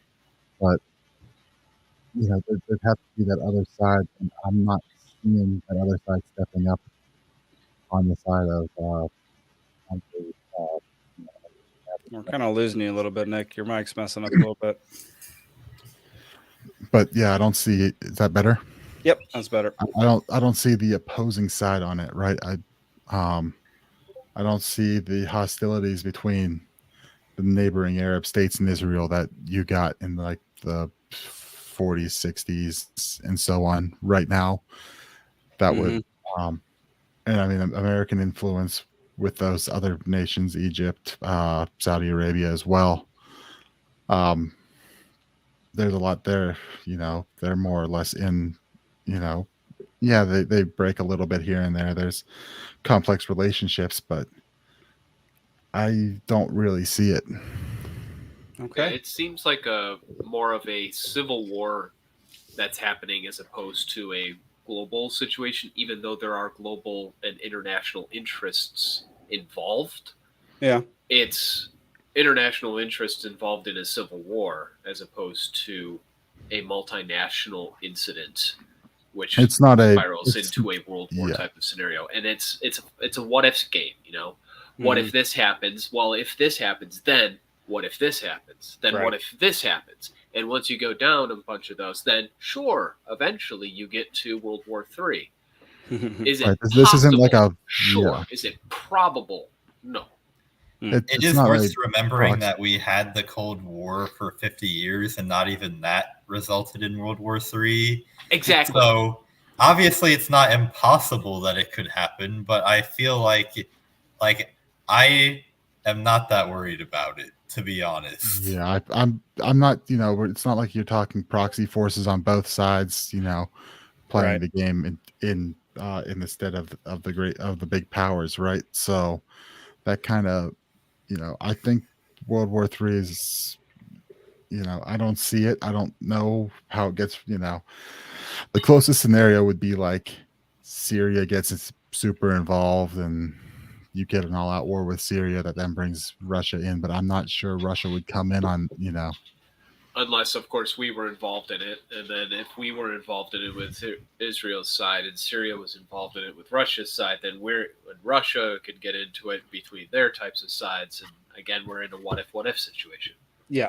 And then sprinkle a little bit of Taiwan in there. There you go. Because why wouldn't you? And this is what I was referring to. Iranian foreign minister threatens if Israel does not stop its attacks on civilians in Gaza, the region will face new situations. Israel cannot impose a complete siege on Gaza, bomb civilians, and commit war crimes without a response. Yeah, I don't know if Iran starts to get in there, Iran starts to get in there. I don't know. I feel like things could easily spiral. I don't know. I feel like Iran getting involved is going to be like the booming dad voice that comes into the room. When you're misbehaving as a kid, and all of a sudden you hear dad's voice from the other room, knock it off, and you're like. See, I feel like it'd be the older brother telling the two younger brothers to stop, and then the U.S. would be the dad coming in to tell everybody, "Shut up, we're here now." I think if you're looking to draw lines, I think you need to look at the currencies. I think you need to look at BRICS. I think you need to look at who is involved on the BRICS side, because honestly, we're in a currency war, and it's gearing up. And we are the reserve currency for the world, and that being challenged will create a World War III scenario. So it doesn't need to be specifically like some of the Muslim states getting involved. We need to maintain control globally with a reserve currency, at least the way that things work right now. I don't agree with the Federal Reserve and some of the other particular libertarian talking points. I do agree with those. Like, we should abolish these things and change things within our country. But the global powers that be are controlled by currencies. And every time someone has tried to rise up and create a currency, we have squashed them through the military-industrial complex. And right now, Russia is pushing it again. And Iran is a part of that. Syria will be a part of that. Same thing's happening in China with Taiwan. So we have multiple fronts that are about to go off at the same time. And a lot of that actually has to do with trying to tank our currency. It doesn't have anything to do necessarily with global positioning strategies. We don't need Israel as a jump off point in the Middle East anymore. We have the ability to park aircraft carriers wherever we want. So they're not as critical to coordinating anymore with the capabilities we have. But when it comes to the currency wars, I think that's what we're looking at. And you could see Russia's going to back Iran and they're going to back Syria. And then you get China involved because they want to tank the U.S. currency. You could be looking at something from a different angle as opposed to just Muslim-Jewish relations, which are not going to improve, quite frankly. So, I think you could have spillover. I think you guys mentioned the airports. You're knocking out. You can only land planes in so many places. So whoever benefits the most from those things not being able to land there, they did it. I mean, why wouldn't they? Right. So, I do think you're looking at. You also have to look at. You can look at historically Ukrainian-Israel relations. Ashkenazi Jews migrate from there, and when Ukraine kicked off, they allowed all the Jews to leave and go to Israel. So there are hardline relations in some of these places, and they will back each other regardless on what the West tells them to do, because their excuse is that their back is against the wall and they need to attack to preserve their lives and to not be wiped off the map. So it's kind of a little rant, but yeah, I think there's a few lines drawn that aren't maybe as obvious. I like that. Yeah, I like that perspective for sure. My take on this is that I think the power elite of the various countries are more tied together than a lot of people think that they are. And they kind of, I think that they think that a global thermonuclear war would be bad for them because their standard of living and amount of power would drastically go down if we all got in a huge hot war with each other. I am a lot more concerned about kind of the World Economic Forum, one world government kind of, they all get together and screw the common people over all as one power elite unit. I think that has a much higher chance of happening than World War III. Okay. Because, I mean, you see a lot of Western European leaders like praising what China's reaction to COVID, their lockdowns, some aspects of how their economy is run, kind of the corporate fascist model. You see a lot of people being, and a lot of Western European leaders going around saying how we need to reduce the growth rate of the developed world in order to slow climate change and make it more fair with the developing world. So, I mean, you've got a lot of, people in Western Europe and the U.S. who kind of would want to lose a global war to China and Russia. So I don't think that that's really going to happen. All right. Well, I think we're going to wrap up the Israeli-Palestine talk with right about now. I think what I really want to do is in a couple months, when this is hopefully calmed down, is do another episode where we focus on it for more than an hour, and so maybe go a little, some more research, some more history. Because we only got to like World War One. Yeah, and I would love to do more research than 15 minutes of YouTube summary videos. There we go. Yeah, I think in a couple months we'll see where the conflict is at again, and we'll come back to this topic. Another good thing to watch is this documentary. It's a fantastic documentary. It's Gaza Fights for Freedom by Empire Files. It's on Vimeo. I'm not sure if it's anywhere else, but I watched it about a year ago when it came out, and it is came out 4 years ago. Interesting. I watched it about a year ago, and it's fantastic. So head on over to Vimeo and check that one out. It's not mine, so I'm not self-promoting here. It's somebody else. Don't you have one over there? I have one on Vimeo. Yeah, I've got a few on Vimeo, but we're not going to talk about those right now. He's also got a few on some other sites, but you got to ask nicely. The internet is so big. Where could it be? Goodness gracious.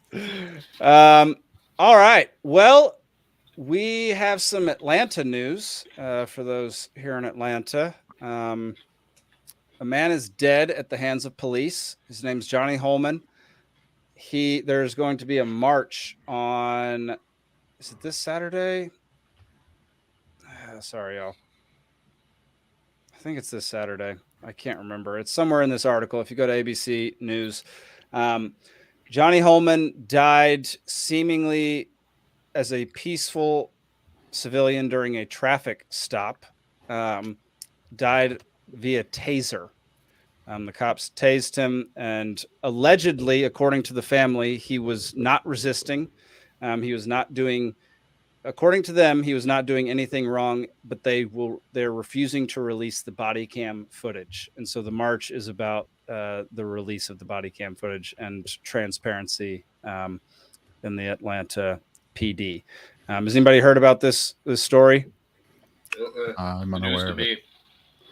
Gotcha. Well, our very own Grumpy Gnome was the one who, or no, was it Grumpy Gnome? I forget. Somebody sent it to me right before the show. I watched a little bit of the video. I read some of the article. It's an interesting one to keep up on, and I would highly encourage y'all to check it out, because yet another person dies in the hands of the police, which is never a good thing for freedom. Anyone? Ever. Speaking of police, here's one that Grumpy Gnome did give just before the show started. Former Missouri police officer accused of sexually abusing 8 handcuffed detainees. My only question is, separate or at the same time? Whole lineup. Yeah. Marcellus I'm Blackwell sorry. was indicted on 21 federal charges on Wednesday. Wow. 21. It's just, I mean, we try to highlight police brutality pretty often on this show. We talk about it quite a bit. Sexually abusing people while they're handcuffed, non-consensually, is one of, I mean, goodness gracious. I barely have any words for it. What are y'all's thoughts? Yeah, it's abhorrent. Yeah, it is. And I know this happened in Missouri. It has nothing to do with Georgia. It has nothing to do with, any of our problems. But it has to do with people. It does have to do with people. And I know it's a weird transition to go from the Israel-Palestine thing over to cops here in the U.S., but there's, I guess, the point of this whole thing. Oh, shoot. There's 8 men. He sexually abused 8 men who were in handcuffs. Does that make it worse or better? It's a great question. I think it's supposed really to good be question. equally as bad. I mean, it's bad either way. I think it's equally as bad. It was just not what I surprising. expected. Yes. Yes, it's not what I expected. Yeah. So yeah, we'll keep an eye on that one as well. Grumpy, you can update us if things change on that in the future. But I mean, I don't know. We talk should about give this all Grumpy the a time. segment where he comes on and tells us the latest. I bet Grumpy could go on a great rant on this show. He seems 8 to be men on tracking 8 this closely. separate incidents. Well, I'm glad that wasn't 8 men in a row. So I got something for you that's probably not the norm. From my job, I've worked really close with a lot of police officers, and every single town that I've worked in, which has been quite a few in the EMS side, has bad officers. All of them do. All of them have great officers as well. Yeah. So I don't take the blue line approach to it, because I've worked with the bad officers and I've had them completely fuck up my calls on the EMS side, like royally. But I've also had to depend on good officers at times, and knowing you got a good guy behind you that has your back is a big deal. So I have some personal experience with some of that. I also have friends that I've grown up with that have become officers. And when it comes to body cam stuff, I've had the same conversations with all of them. They all take the same approach, where we want body cameras because of the amount of shit we deal with. We want them. So the good cops that don't create bullshit want the body cameras. They want the extra, they want the recording because they feel like if they're doing their job the right way, it doesn't make a difference. So Right. Yeah, Yeah. I mean, being a cop is something that can bring out the best or the worst in people. Like you can Absolutely. either do it because you really want to protect people and protect property and protect life, or you can do it because you want to be large and in charge and boss people around. The poison of power. It's a power issue. It absolutely is. Once you grasp power, it can either turn you or turn you. Absolutely. Yeah, I like that perspective, Sean. We don't always get that on this show. We just have a lot of anti-authority folks. No, I get on it. this I show. get. I see the same videos you guys do. I get it. I get it, man. Like, look, we can the go back to amount what of I said things. before. Individuals take actions, right? Groups don't. So Yeah, I mean, in Ancapistan, there would still be police, just not state police. Correct. Like, and they would be a lot better. The amount of calls I've been on that have shown up later on Facebook with public speculation and people guessing as to what happened and throwing their opinions in, not having a single clue as to what took place is a lot. It's a lot. All of your town Facebook pages have all the incidents going on within the town. The police show up to my neighbor's house. What's going on? Oh, I heard this on the scanner. It must be this. I mean, there's a whole ecosystem involved in just keeping an eye on the first responder scene, and there's people that are just into it. Like, that's their jam. They love going to fires and they love listening to calls, and like, that's their hobby. Just like this is your guys' thing, like everybody's got a thing, and that's legitimately their thing, and they love that. But a lot of misinformation gets passed along, and I'm personally never on the side of hiding information from the public. I don't see the reason to. I've never been like that. But generally, the guys doing their jobs, they want the added coverage. That's how they look at it, at least from what I've seen. I really appreciate that. Like, I think that is a good thing to have. It's definitely protection for them.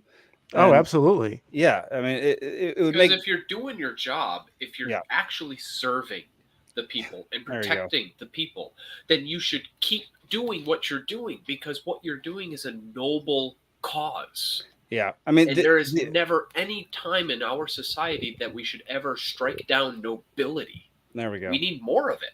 Yeah, I agree. I guess the only downside of it would be people do make mistakes. And if you make a mistake and it's on camera, these days, people do not forgive. There's far too little forgiveness in today's society. Far too many people holding grudges and maintaining things that have been said for like 20, 30, 40 years, still holding grudges about those But it has to matter on where that line is for what the mistake is. Well, it also if your mistake is like grab my gun and set my taser and now somebody's dead. Right. That's not exactly great. Sorry about that. Mistake. Right. If your mistake is, oops, I called you a racial slur. All right, just take a chill pill, come back later. Right. But if your mistake is taking a life, then you kind of don't get a second chance. Yeah, that's fair. Well, also it comes out of a low amount of trust, right? I mean, when the bad stuff's being covered by the bad stuff that goes on isn't held accountable, and it's being covered up, or we're just going to make an excuse for this and move on. Oh, we're going to protect that thin blue line or whatever. We're going to protect ourselves. Instead of calling out the people who are an issue, instead of having the union step in and say, oh, we're not, again, even on those calls, like, just, we all have coworkers, and who sucks, and who knows what they know how to do, and who knows how to do their job. And the second those people that suck show up, or you show up to back up somebody that sucks, it's immediately apparent. You're like, God damn it, this person just makes the dumbest goddamn decisions constantly. And now I'm wrapped up in this shit. My name's on the report. I got to explain this to somebody down the line. Sorry for swearing.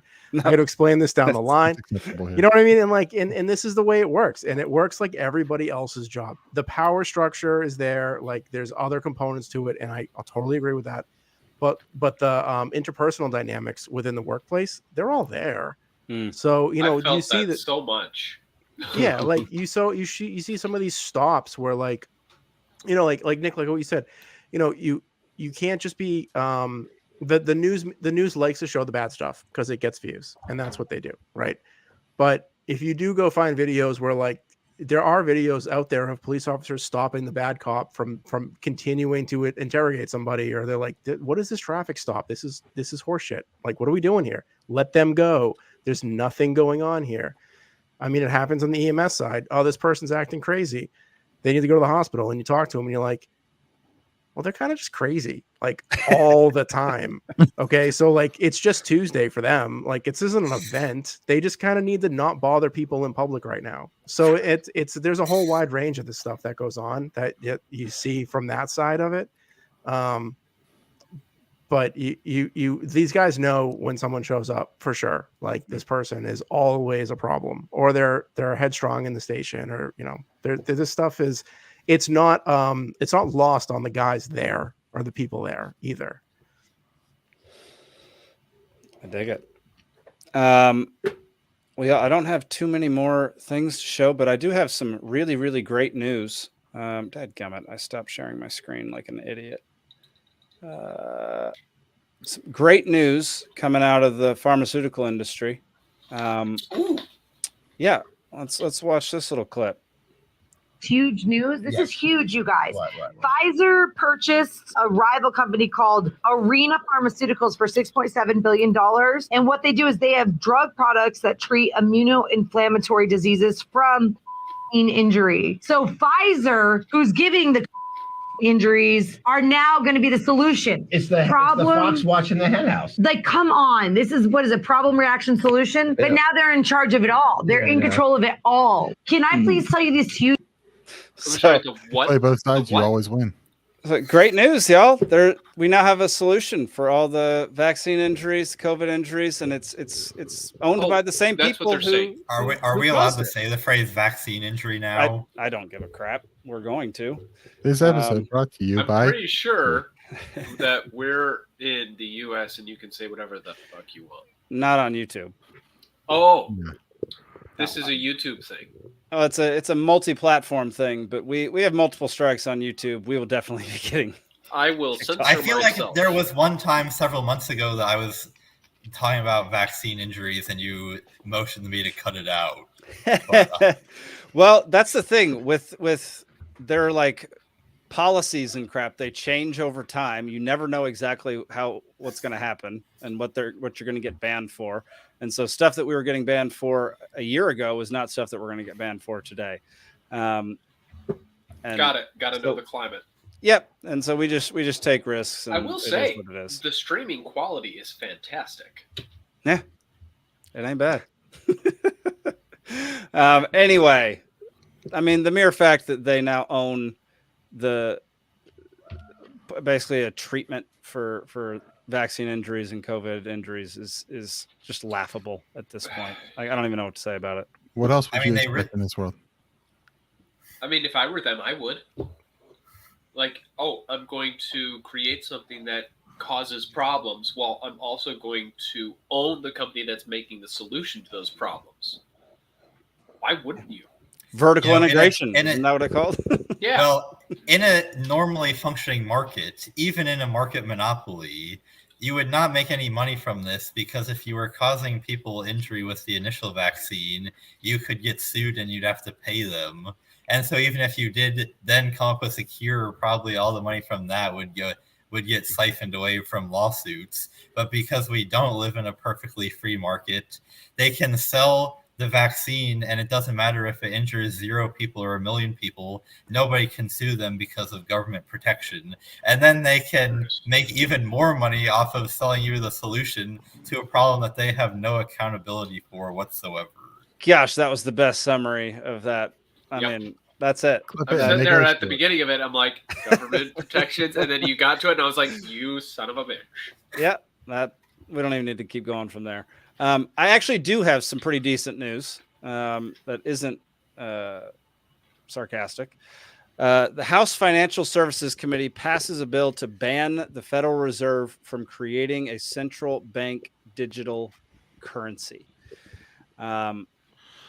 Great step. It does not ensure anything, but at least there are people in government who are that opposed to creating a CBDC. Yeah, what do y'all think about that? That's wonderful. Yeah. Even a broken clock is right twice a day. I'd like to see how they define. I'd like to see how they define CBDC, because I'm sure there's probably another back. That's what I'm saying. I I'm think gonna go one have of a little the bit of CBDC later. I think one of the back doors is the fact that they specifically said Federal Reserve from creating a central bank digital currency. And yeah, what their definition of a CBDC actually is. I think there are likely ways to get around it. And the fact that they're being blocked for anything, just that they're being blocked, that's great. That is, great news.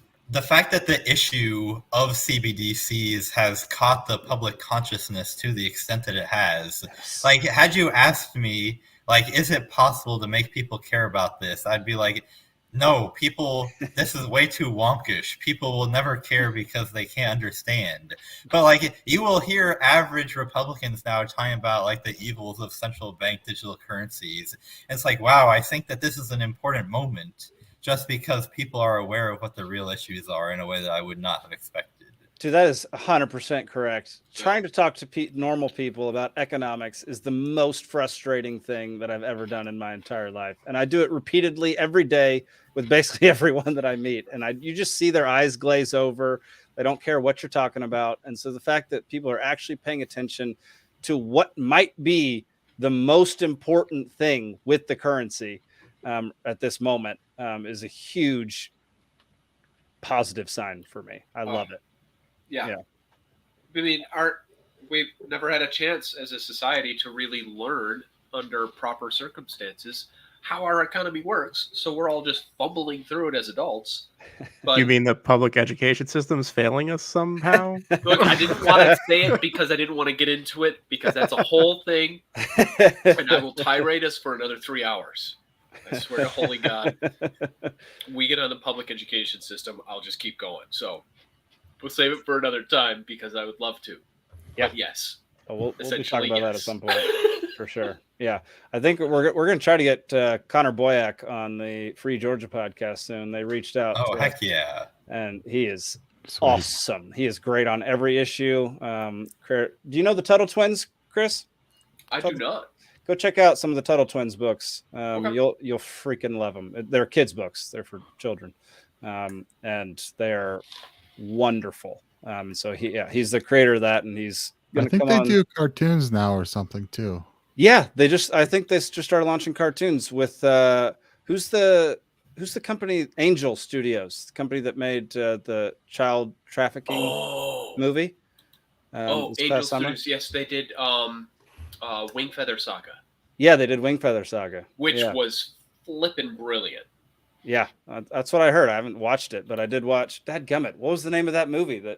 Sound of Freedom. Sound of Freedom. Yes. Yeah. Fantastic movie. I mean, film quality wise, as a film person, it's not the best movie out there. As a pretentious filmmaker. As a pretentious filmmaker, it's not the best movie out there, but it is high quality compared to most of the garbage that's getting thrown out there by most major studios these days. So big shout out to Angel Studios, even though they rejected one of my movies. Screw them. All right, y'all. That brings us into the last 4 videos of the show, which are all just funny, stupid. Palate cleanser.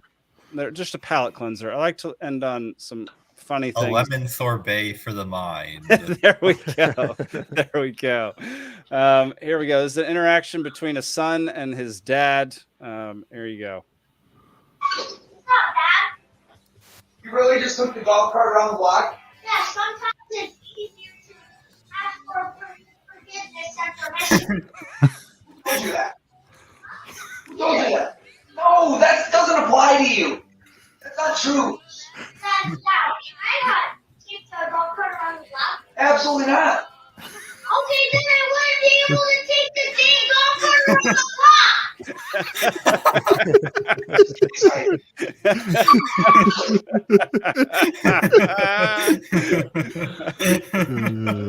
Smart kid. Is that how it is, Sean?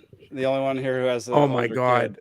Yeah, I got an almost 7-year-old, and the reasons for why we find the reasons we find to do things are they're eye-opening. Like you don't think it's coming, and then you get some really bizarro scenario that pops into this kid's head, and they just come out right out with it, and you're like, no, this is why. Or the better one is, you said this before. Yeah, that's Right. the thing. It's Yeah. the loopholes. It's the Yeah. flipping loopholes in the things. You're like, I'm gonna say a sentence. Think nothing of it. But It's like they living with pick a the small little lawyer. piece. Oh, it's brutal. That's great. That is so. I just love that the kid immediately launched into the question of asking him if he could take the golf cart out. That was so dang good. It's a smart kid. Smart kid. All right. Video number 2. This is point of view of the government. 1980s, the average rent price done went up damn near 4 times. Mm-hmm. And the cost of food done went up like 4 times. Yep, that too.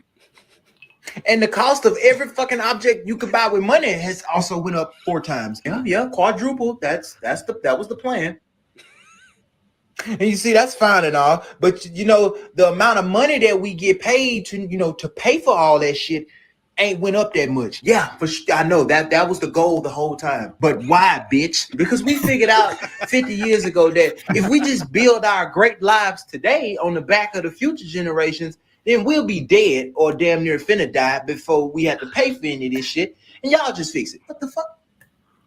Bitch, what about the American dream? Yeah, sure. See, that was for us. We paid for the American dream that we lived in the past using the future that y'all live in today. So we lived for it back then, and y'all gonna pay for it today. That makes sense? Yeah, it make a lot of sense, but bitch, you don't think that's fucking evil? Bruh. No, there's so much Man. truth in that. That's so good. That one hurts. Yeah, I love thought that- these were uplifting videos. What happened? Oh, come on. That's hilarious. Oh, man. I At just least love that we they can use. laugh at our turmoil. Yeah. I love that they use cartoon Biden to explain that, but not with a Biden voice. It just looks like Biden. Well, Biden would not have been capable of explaining that. That's very true. It would also been like a 30-minute video of him trying to explain it. Well, what? All right, here's a comedian. This guy cracks me up with this one. Sticks and stones may break my bones, stop being relevant. Isn't that what you teach children, for God's sake? That's what you teach toddlers. He called me an idiot. Don't worry about him. He's a dick. Now you have adults going, I was offended, and I have rights. Well, so what? Be offended. Nothing happens. You're an adult. Grow up. Deal with it. I was offended. I don't care. Nothing happens when you're offended. There's nothing. I went to the comedy show, and the comedian said something about the Lord, and I was offended. And when I woke up in the morning, I had leprosy.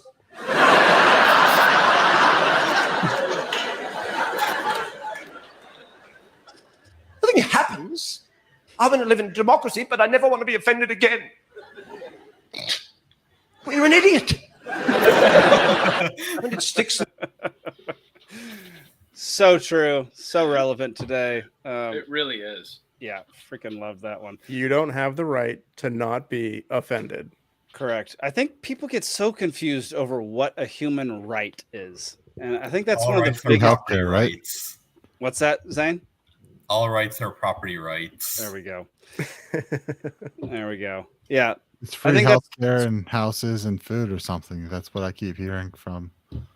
yeah. The healthcare is a right is just a load of crock. Like it's one of the biggest lies sold to people on the left. It's absolutely crazy. I mean, at this point, people on the right are also buying it, but whatever. The final one. Sorry for those listening. You're not going to be able to. This is translated via subtitles, so you're not going to be able to hear it unless you speak Spanish. So, Oh, is this Javier Milei? yes, it is. Nice. Nice. Zurdo de mierda no le podés dar ni un Pero ¿me milímetro. podés definir zurdo de mierda? Que no Todos lo los que, entiendo? digamos, los colectivistas, los que ponen, digamos, o sea, esa idea. A ver, ¿Por qué le pones de mierda, digamos? porque son una mierda. O sea, vos mezclás- no, pero pero, eso- es que eso si es pensás, pero no, pero digo, pero eso si es pensás distinto, te van a descalificador. aniquilar. Ese es el punto. Es decir, vos al zurdo no le podés dar 1 milímetro, porque le das 1 milímetro y lo toma para destrozarte. Es decir, vos no podés negociar con el zurdo. No se negocia. No se negocia con esa mierda, no se negocia porque te van a llevar puesto. Al zurdo de mierda no le podés dar ni... This man is my idol. He is one of my favorite politicians ever. There's so much passion in that. I love it. Yeah, for those who don't know who that is, it's Javier Milei. Milei, right? That's how you pronounce it? Yeah, I believe that's... He's the Libertarian front runner to be Argentina's next president. Crazy. Which is, it's just crazy. I mean, considering, just look at his hairdo for 2 seconds. Oh, it's stupid. It I'll looks say like it. he tried to make a picture frame of his face using hair. His face looks like one of the faces from the Thomas the Tank Engine cartoon. Argentina's got some good stuff going on. I mean, he's He the looks like front he got runner right now. angry at a box fan. They had a. You guys remember the Kyle Rittenhouse Community Center? Yes. Yes. I do remember that. That was funny. So yeah, I don't know. Keep an eye on Argentina because a lot of cool stuff's going down there. And hopefully New hairstyles and everything. Hopefully that dude becomes president because that would, man, I would consider buying property in Argentina at that point. Like just to have a place down there. That'd be very interesting. You might fall off the planet though. What? Upside down.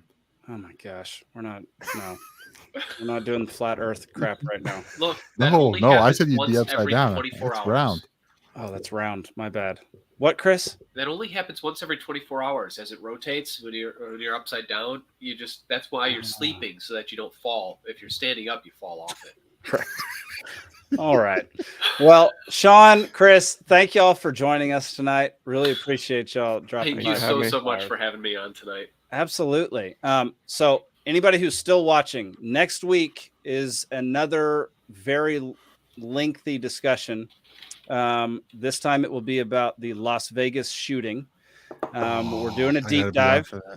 It's a very special episode of Liberty Libations. It's another special episode of Liberty Libations. So much to say on that subject, but I don't think I can be on. Oh. Alden will have an entire folder full of things that he has researched over the years.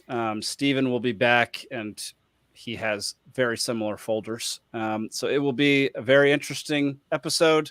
We'll have a guest on as well. It will be, please tune in. It's going to be a good one. I'm going to try to promote it a little bit this week. So keep an eye out for those promotions and spread it around.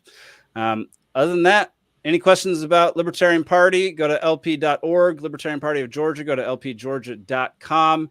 Again, Nick, Zane, Chris, Sean, thanks for joining tonight. Really appreciate it. Tune in to Free Georgia Podcast Monday nights at 8 p.m. We'll see you then. Peace.